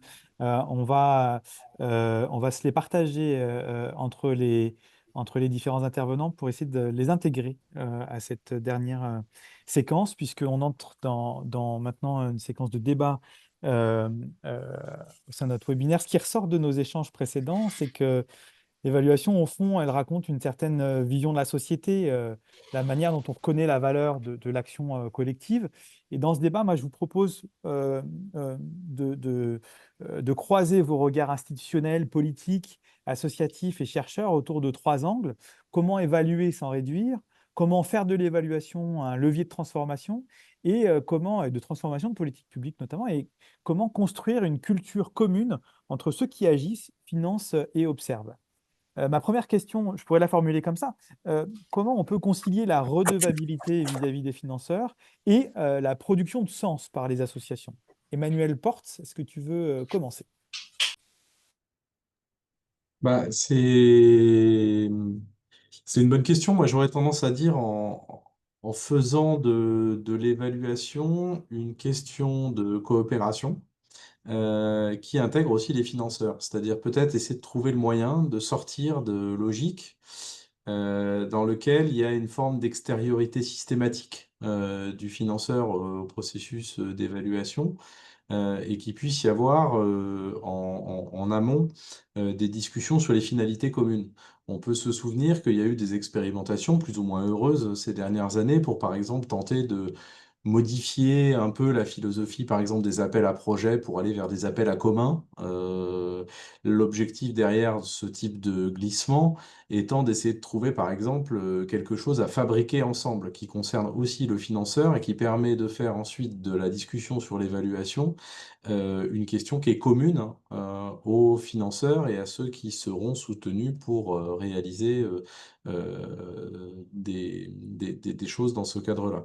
Donc ça pourrait être une piste un peu systématique de se poser la question de comment sortir de cette logique d'extériorité systématique du financeur en matière de réflexion sur l'évaluation et ses critères. Merci beaucoup, Emmanuel. Audrey, ton regard associatif sur ce point de conciliation? Oui, effectivement, je trouve que c'est important de sortir, enfin en tout cas d'intégrer nos acteurs, pas que financiers d'ailleurs, hein, d'action aussi à ces questions-là. Et puis, en fait, l'évaluation enfin en tout cas l'évaluation de la valeur relationnelle, elle produit un certain nombre de données qui permettent en fait j'ai envie de dire, avoir, je vais le dire comme ça, des indicateurs d'impact incarnés. C'est-à-dire qu'en fait, on peut retrouver des indicateurs d'impact, hein, il y en a à disposition, etc. Mais finalement, ce qui va faire vraiment la spécificité de la structure ou de l'association, c'est d'avoir des indicateurs qui lui ressemblent, en tout cas qui va parler de ce qu'elle vit et ce qu'elle fait dans le projet et qui va parler de ce qu'apporte singulièrement l'association.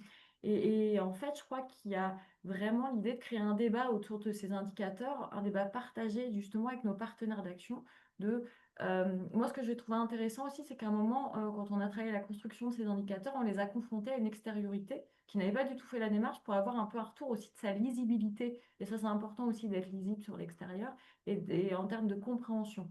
Donc, moi, je pense que c'est important de travailler sur une démarche de co-construction pour avoir vraiment une démarche partagée et compréhensible de tous aussi, en termes de lisibilité. Merci beaucoup, Audrey. Florestan, si tu es bien avec nous. Oui, oui, bien La sûr. réponse de l'élu à cette question, comment on peut trouver un point de dépassement entre rapport de pouvoir et rapport de sens autour de l'évaluation? Je crois, en ayant un exercice, nous, institution, de se reposer la question de ce qu'on entend par redevabilité.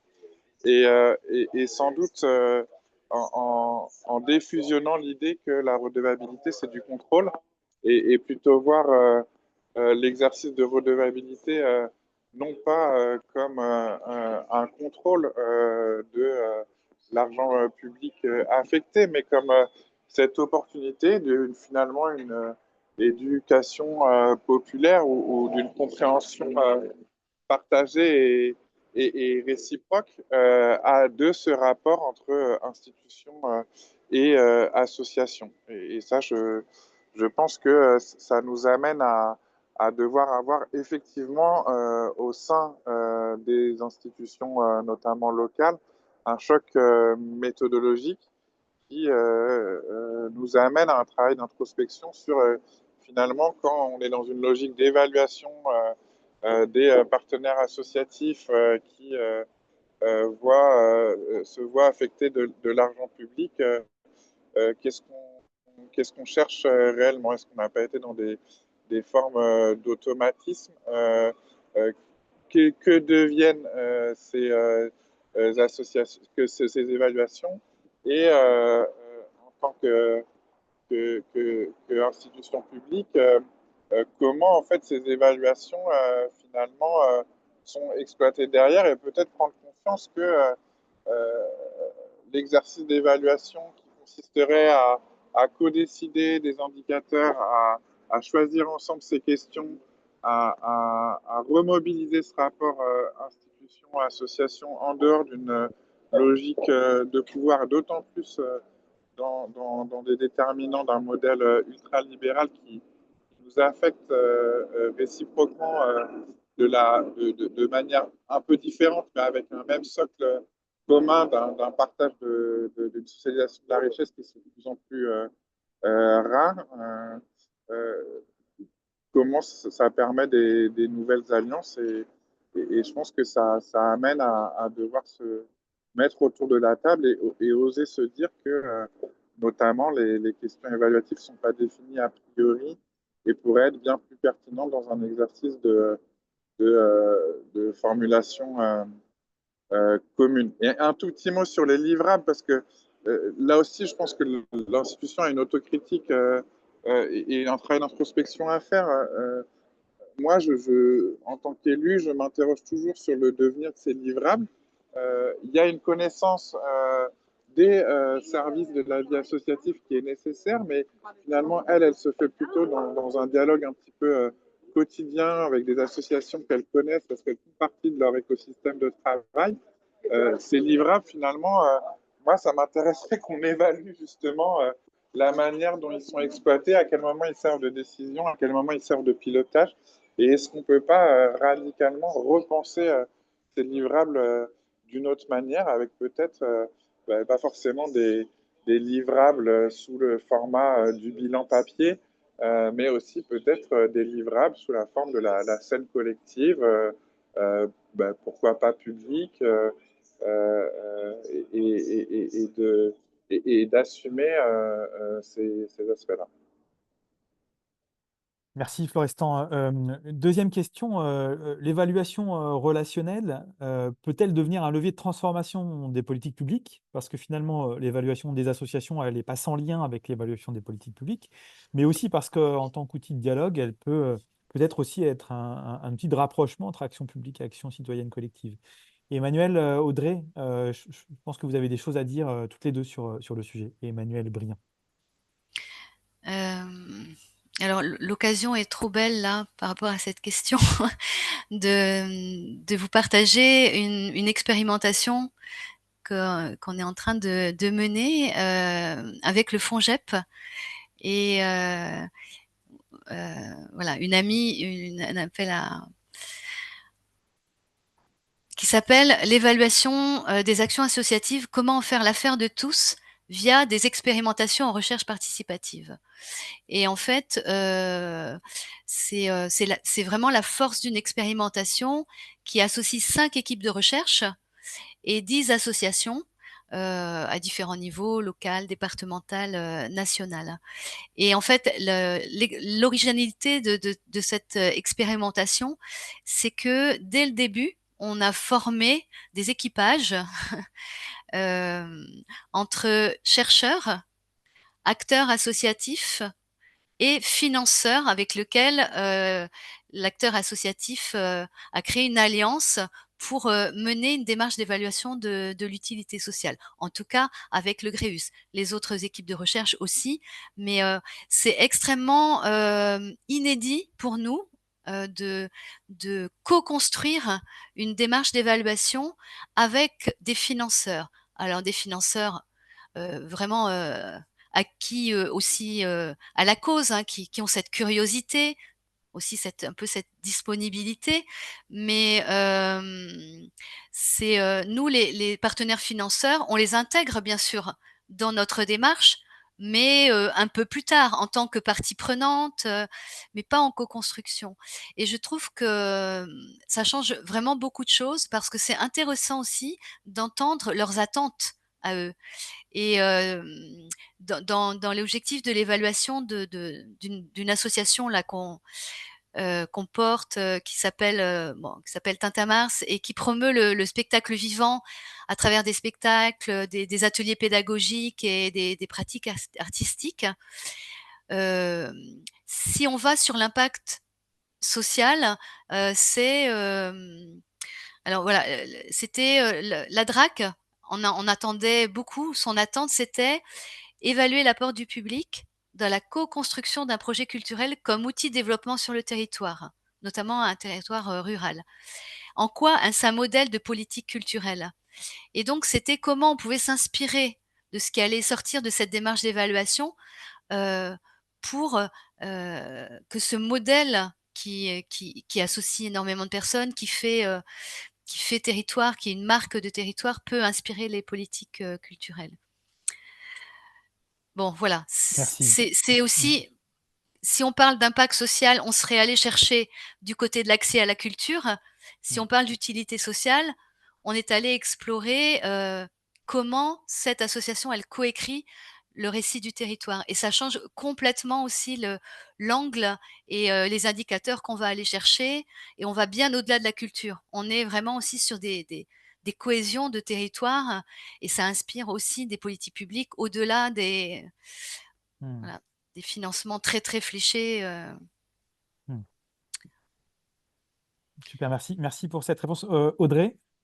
Oui, tout à l'heure, on disait qu'effectivement, on était dans un contexte où il y avait de la défiance et je pense que nous, on a expérimenté. Alors, tout à l'heure, il y avait des questions sur les outils. Par exemple, il y a ce qu'on appelle le jeu du procès dans le travail sur la valeur nationale où en fait, donc nous, c'était comme si on avait nos partenaires financiers et on leur avait donné une consigne, c'est un centre de santé disparaît, bah, constituez-vous partie civile pour défendre l'intérêt du projet sur le territoire. Et donc, ça a été assez intéressant de les voir travailler sur un argumentaire pour démontrer à quel point ce projet avait de l'intérêt et donc d'identifier qu'en fait, nos financeurs, ce sont aussi différents humains qui portent des valeurs et qui portent un intérêt à ce qui se passe sur les territoires. Et je pense que ça a déconstruit des choses aussi sur des représentations. Et je trouve que ça a changé après, en tout cas, les modalités de la relation entre les acteurs associatifs et les financeurs. Euh, et je crois aussi que la vraie dimension de l'évaluation relationnelle, c'est qu'elle vient apporter de l'hétérogénéité et de l'imprévisibilité dans une démarche en fait de logique performative qui est vraiment en fait qui nous force à une standardisation. Et je pense que dans un contexte mouvant où il va falloir être souple et faire face à des défis importants, je pense qu'en fait, il faut plutôt effectivement aller vers des démarches qui vont nous permettre d'être agiles et pouvoir vraiment répondre aux difficultés qui vont s'opposer à nous, plutôt sur la théorie en fait de la robustesse qui invite plutôt à aller effectivement de reprendre un peu les choses en main et de valoriser en fait comment est-ce que chacun au travers de notre identité et ce qui fait de nos différences, on répond avec des échecs et des réussites, on en parlait en introduction, aux besoins et aux réponses à apporter sur les territoires. Merci, merci Audrey. Florestan, l'évaluation, un enjeu pour la transformation des politiques publiques, l'évaluation des associations et l'évaluation relationnelle. Ah, je ne sais pas si Florestan est aussi. Oui, Florestan, oui, oui, je prenais des notes parce que c'est passionnant. La discussion m'a amené à me poser la question de c'est quoi un financeur? Et en étant moi-même élu, donc identifié, je pense, sous ce terme-là, euh, euh, je trouve que c'est sans doute le moment de se rappeler que le financeur, euh, euh, en fait, c'est quand même le tiers de confiance dans un exercice démocratique. Et c'est quand même, en fait, avant tout, le tiers de confiance d'une démocratie qui s'exprime, qui confie à ses représentants la mission de redistribuer une partie de la richesse qui a été socialisée vers des projets d'intérêt général.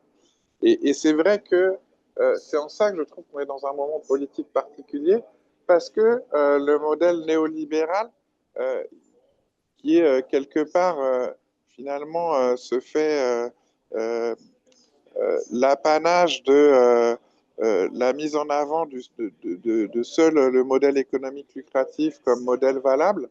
Et le modèle néolibéral, c'est même mettre l'État comme étant au service de ce monde économique lucratif, fait qu'il y a, à mon avis, une fenêtre aujourd'hui assez nouvelle qui doit remobiliser dans des nouvelles formes de coopération, on va dire des institutions locales progressistes et les associations. Et c'est nouveau, ça. C'est nouveau pour moi, même quand j'ai pris mes fonctions d'élu il y a 3 ans, je me posais plus la question de me dire bon, ben, comment finalement je refonde ce lien association-institution et que quelque part je regarde dans les politiques publiques la manière d'exprimer profondément que selon moi l'institution n'a pas le progrès social de façon intrinsèque et que c'est bien dans une synthèse avec le mouvement social et d'accepter sa propre souveraineté démocratique que je vais fonder mes politiques publiques. Mais aujourd'hui, le modèle néolibéral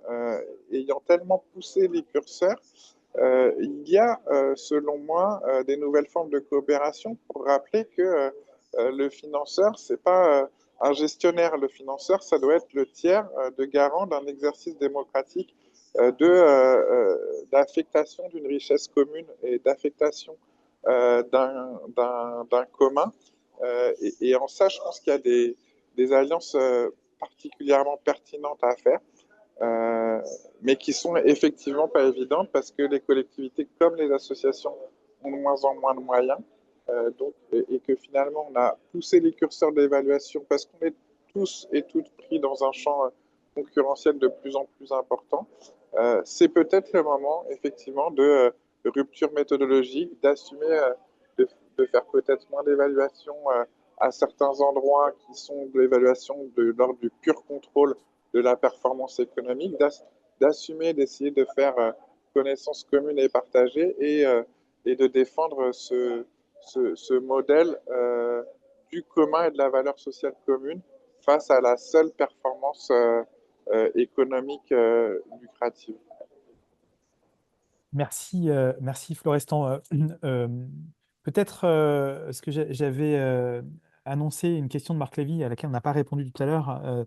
Je la repose peut-être à ton attention, Emmanuel Porte, et ce qui est une façon aussi d'élargir en disant les passerelles pas simplement entre évaluation associative et levier de transformation des politiques publiques, mais peut-être aussi entre les mondes finalement. Donc la dimension, je repose la question de Marc Lévy, la dimension relationnelle n'est pas réservée aux associations, elle existe dans l'administration, dans l'entreprise. Comment peut-on en faire une valeur particulière du monde associatif? Est-ce que Emmanuel Porte, ça t'inspire une réponse? Oui, évidemment, on peut avoir des approches relationnelles dans différentes sphères, mais j'aurais tendance à penser quand même que comment dire, la particularité du monde associatif est d'être basée elle-même sur une construction collective avec des fonctionnements collectifs, des fonctionnements démocratiques. Et il y a une sorte euh, de nécessité relationnelle dans le fonctionnement même de l'association qui peut être prolongée d'un effort d'évaluation relationnelle qui marche bien dans ce cas-là et qui marche peut-être parfois plus difficilement dans des contextes plus hiérarchiques. Ce qui ne veut pas dire que ça ne peut pas s'y développer non plus. Mais c'est aussi la raison pour laquelle, et peut-être que je comprends peut-être l'allusion que tu faisais, Florian, par rapport aux dimensions aussi, dans les coopérations, il y a aussi les coopérations acteurs-chercheurs, dont tu as bien parlé, Emmanuel.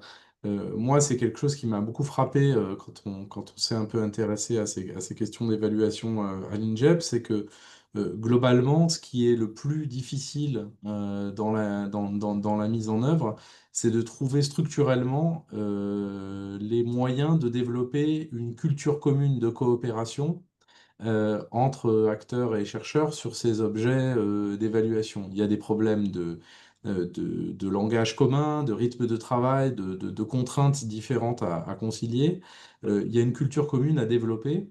Et moi, je crois que il manque, je suis assez attaché à ça, il manque globalement souvent du temps dédié à des problématiques un peu réflexives et d'organisation de la réflexion dans le champ associatif qui est mal accompagné par les politiques publiques de ce point de vue-là. Il y a eu quelques tentatives pour essayer de soutenir des postes qui font un peu fonction recherche dans les associations, mais une partie de la réflexion internalisée des associations ne peut pas reposer uniquement sur des partenariats ponctuels, sur des évaluations de programmes qui se succèdent. Je crois qu'une partie des choses qui marchent parce qu'elles s'inscrivent dans le temps. Et cette culture commune de la recherche et de l'évaluation, elle suppose aussi que les gens soient mis un peu en sécurité personnelle dans les fonctions qu'ils occupent dans les associations. Et on sait combien c'est difficile de pérenniser ce type de temps dédié à des fonctions un peu plus collective et réflexive dans le champ associatif. Mais je dirais aussi que c'est un problème du côté du monde de la recherche. C'est pas toujours très simple de faire admettre à des chercheurs en poste dans des universités, etc., de pouvoir dédier du temps et de consacrer du temps à un travail avec des associations. Il y a aussi de ce point de vue-là besoin d'une évolution des critères d'évaluation de la recherche elle-même, qui soit peut-être pas basée exclusivement sur des livrables de type publication, mais qui valorise aussi des formes de contribution à la réflexion des acteurs sociaux. Et voilà, je pense qu'il y a dans ce domaine-là de l'évaluation un excellent terrain pour essayer de développer ces cultures communes et montrer que quand on les développe, on gagne à ces formes de coopération acteurs-chercheurs. Merci Emmanuel. Alors, j'en viens à la dernière question. On a dit réinventer le sens de l'évaluation, on a dit promouvoir une nouvelle culture de l'évaluation. Ça engage une approche métier. Quelle culture professionnelle nouvelle faut-il développer pour soutenir cette coopération durable entre acteurs, chercheurs, financeurs? Et finalement, à quoi pourrait ressembler une culture partagée de l'évaluation entre associations, chercheurs et institutions? Et là, j'aimerais entendre les deux Emmanuel sur cette dernière question. Et qui veut démarrer? Emmanuel Briand, vas-y. Voilà, je ne sais pas à quoi ressemblerait une culture professionnelle nouvelle, mais en tout cas, je pense que les enjeux, mais vous l'avez bien dit, et je pense que c'est vraiment aussi ça qui ressort, hein, c'est de mettre, d'ouvrir des espaces de dialogue où tout le monde vient avec son savoir et on croise les savoirs. C'est des sources de connaissances nouvelles et où il n'y a pas de surplomb, où et voilà, où je pense qu'il y a vraiment là un enjeu alors c'est l'enjeu de l'expérimentation, hein, d'avoir des espaces comme ça d'expérimentation pour pouvoir avancer. Expérimenter, ça veut dire aussi faire demi-tour, se tromper, heu tester des choses et hem et ça c'est voilà, ce serait vraiment intéressant. Après au sein des associations, peut-être que l'appropriation, aussi de la culture d'évaluation, elle peut se faire, en se formant, et en allant, aussi, chercher s'acculturer, avec, être à l'aise avec toutes ces questions d'évaluation. Alors j'en profite pour dire, que le Gréus est associé à l'ICP, l'Institut Caxo de Paris, où il y a un certificat universitaire qui propose, une formation autour de l'utilité sociale, une formation, pour les dirigeants associatifs, collectivités et cetera, pour, sur 5 jours, de pouvoir, à la fois, appréhender la méthode Gréus, mais aussi, des méthodes, plus générales et puis d'avoir un accompagnement personnalisé pour commencer au sein de sa structure déjà à repérer, les conditions ou peut-être déjà mettre en place des choses. C'est aussi comment voilà, on va chercher à l'extérieur, on ramène dans sa structure sans attendre aussi qu'il y ait quelqu'un de l'extérieur qui vienne. Enfin, je pense que c'est aussi une ouverture, de voilà, de décloisonner un peu tout ça et qu'il y ait une sorte de mobilité. Mais je suis d'accord que là, il y a des questions de temporalité, qui sont pas toujours simples, Hmm. à gérer. Voilà. Merci Emmanuel et Emmanuel Porte. Oui, bah, pour réagir très très vite, je crois qu'il y a quand même des choses qui s'expérimentent depuis quelques années sur de tentatives de qualifier de nouvelles fonctions dans le monde associatif ou de nouveaux métiers. Bon, il y a des choses, on peut remarquer depuis une quinzaine d'années qu'il y a de plus en plus par exemple, de doctorants en chiffres hein, qui intègrent le secteur associatif et qui peuvent être aujourd'hui intégrés dans des réflexions qui touchent à la fois à la recherche internalisée et à l'évaluation par moment. Et il y a de ce point de vue-là un dialogue qui peut s'opérer par des il y a des besoins de développement de métiers de type tiers veilleur, médiateur de recherche, etc., qui se sont développés, ont été accompagnés parfois dans certains dispositifs, y compris des dispositifs régionaux. Et puis, je pense qu'on est dans une situation où globalement,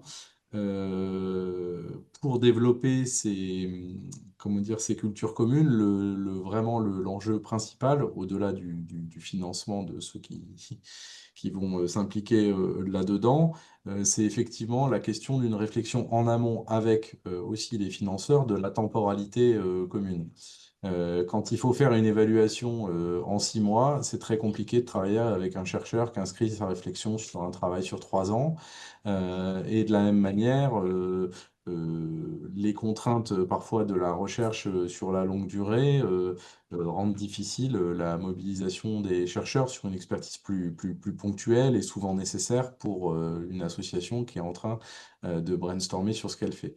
Donc là où il y a aussi des occasions parfois d'ajuster les temporalités, de faire culture commune et de travailler sur des sources en commun, c'est dans les entreprises de documentation. Je pense qu'il y a des vrais besoins de documentation de ces expérimentations, aussi intéressantes qu'elles soient, vu qu'elles sont très difficilement reproductibles puisqu'elles enfin, elles sont toujours soumises à des réajustements et à des processus de work in progress. Il faut qu'elles soient bien documentées pour que on puisse s'inspirer de ces démarches et non pas uniquement de ces outils, et que les démarches puissent être décrites dans les détails. Et l'enjeu de la documentation me semble pas être un enjeu seulement de la recherche, mais aussi un enjeu pour le monde associatif qui documente ses propres pratiques réflexives. Merci beaucoup. Nous sommes arrivés au terme de nos échanges. Donc, un grand merci à toutes et tous. Pardon pour les questions auxquelles nous n'avons pas eu le temps de répondre. Vous avez été très nombreuses et très nombreux à nous interroger sur le chat. Ce que nous avons entendu aujourd'hui, c'est qu'après 40 ans d'évolution, l'évaluation associative cherche à retrouver son sens, non plus simplement mesurer mais comprendre, non plus seulement prouver mais apprendre. Les échanges vont montrer que pour y parvenir, il ne suffit pas de changer d'outil, il faut changer de culture, une culture commune entre associations, chercheurs, institutions, financeurs, une culture de confiance, de dialogue et de coopération. C'est précisément à l'Institut ce que l'on veut porter en 2026 pardon, à travers un vaste projet qui s'intitule Savoir en commun, qui va mobiliser des communautés de connaissances, acteurs associatifs, chercheurs, pour travailler ensemble à diffuser, à s'approprier les savoirs sur la valeur sociétale et territoriale des associations, pour identifier ensemble les besoins et les savoirs utiles, co-construire une méthode de dissémination collective et puis diffuser largement les connaissances issues de la recherche participative d'une manière vivante, adaptée, appropriable, ce qui sera pour nous une façon concrète de prolonger ce que nous avons vécu aujourd'hui, non pas produire une connaissance qui reste entre experts, mais créer des espaces où la recherche devient un levier d'action, où l'évaluation devient un langage commun et où chaque association peut se sentir légitime pour révéler sa propre valeur. Donc pour celles et ceux qui souhaiteraient en savoir plus ou rejoindre cette démarche, n'hésitez pas à vous signaler auprès de nous par mail. Dans tous les cas, n'hésitez pas à consulter les ressources et les actualités de l'Institut sur notre site internet, sur LinkedIn. Et puis pour terminer, je remercie chaleureusement encore nos 4 intervenants. Je remercie encore la Métropole de Lyon et aussi la JEBVA qui nous ont permis d'organiser ce temps. Bien entendu, je n'oublie pas de remercier l'équipe de l'Institut, Amira Azaïez, Fabrice Roy, qui ont agi en préparation et dans les coulisses. Et bien sûr, un grand merci à toutes et tous pour votre présence, votre attention et pour vos engagements. Et si vous avez les 18 heures pile, mais si vous avez encore 2 minutes à nous consacrer, on vous propose de participer à une enquête de satisfaction pour nous dire ce que vous avez pensé de ce webinaire et puis nous aider à améliorer encore les prochains. Un grand merci à toutes et tous, très bonne soirée et à bientôt. Merci.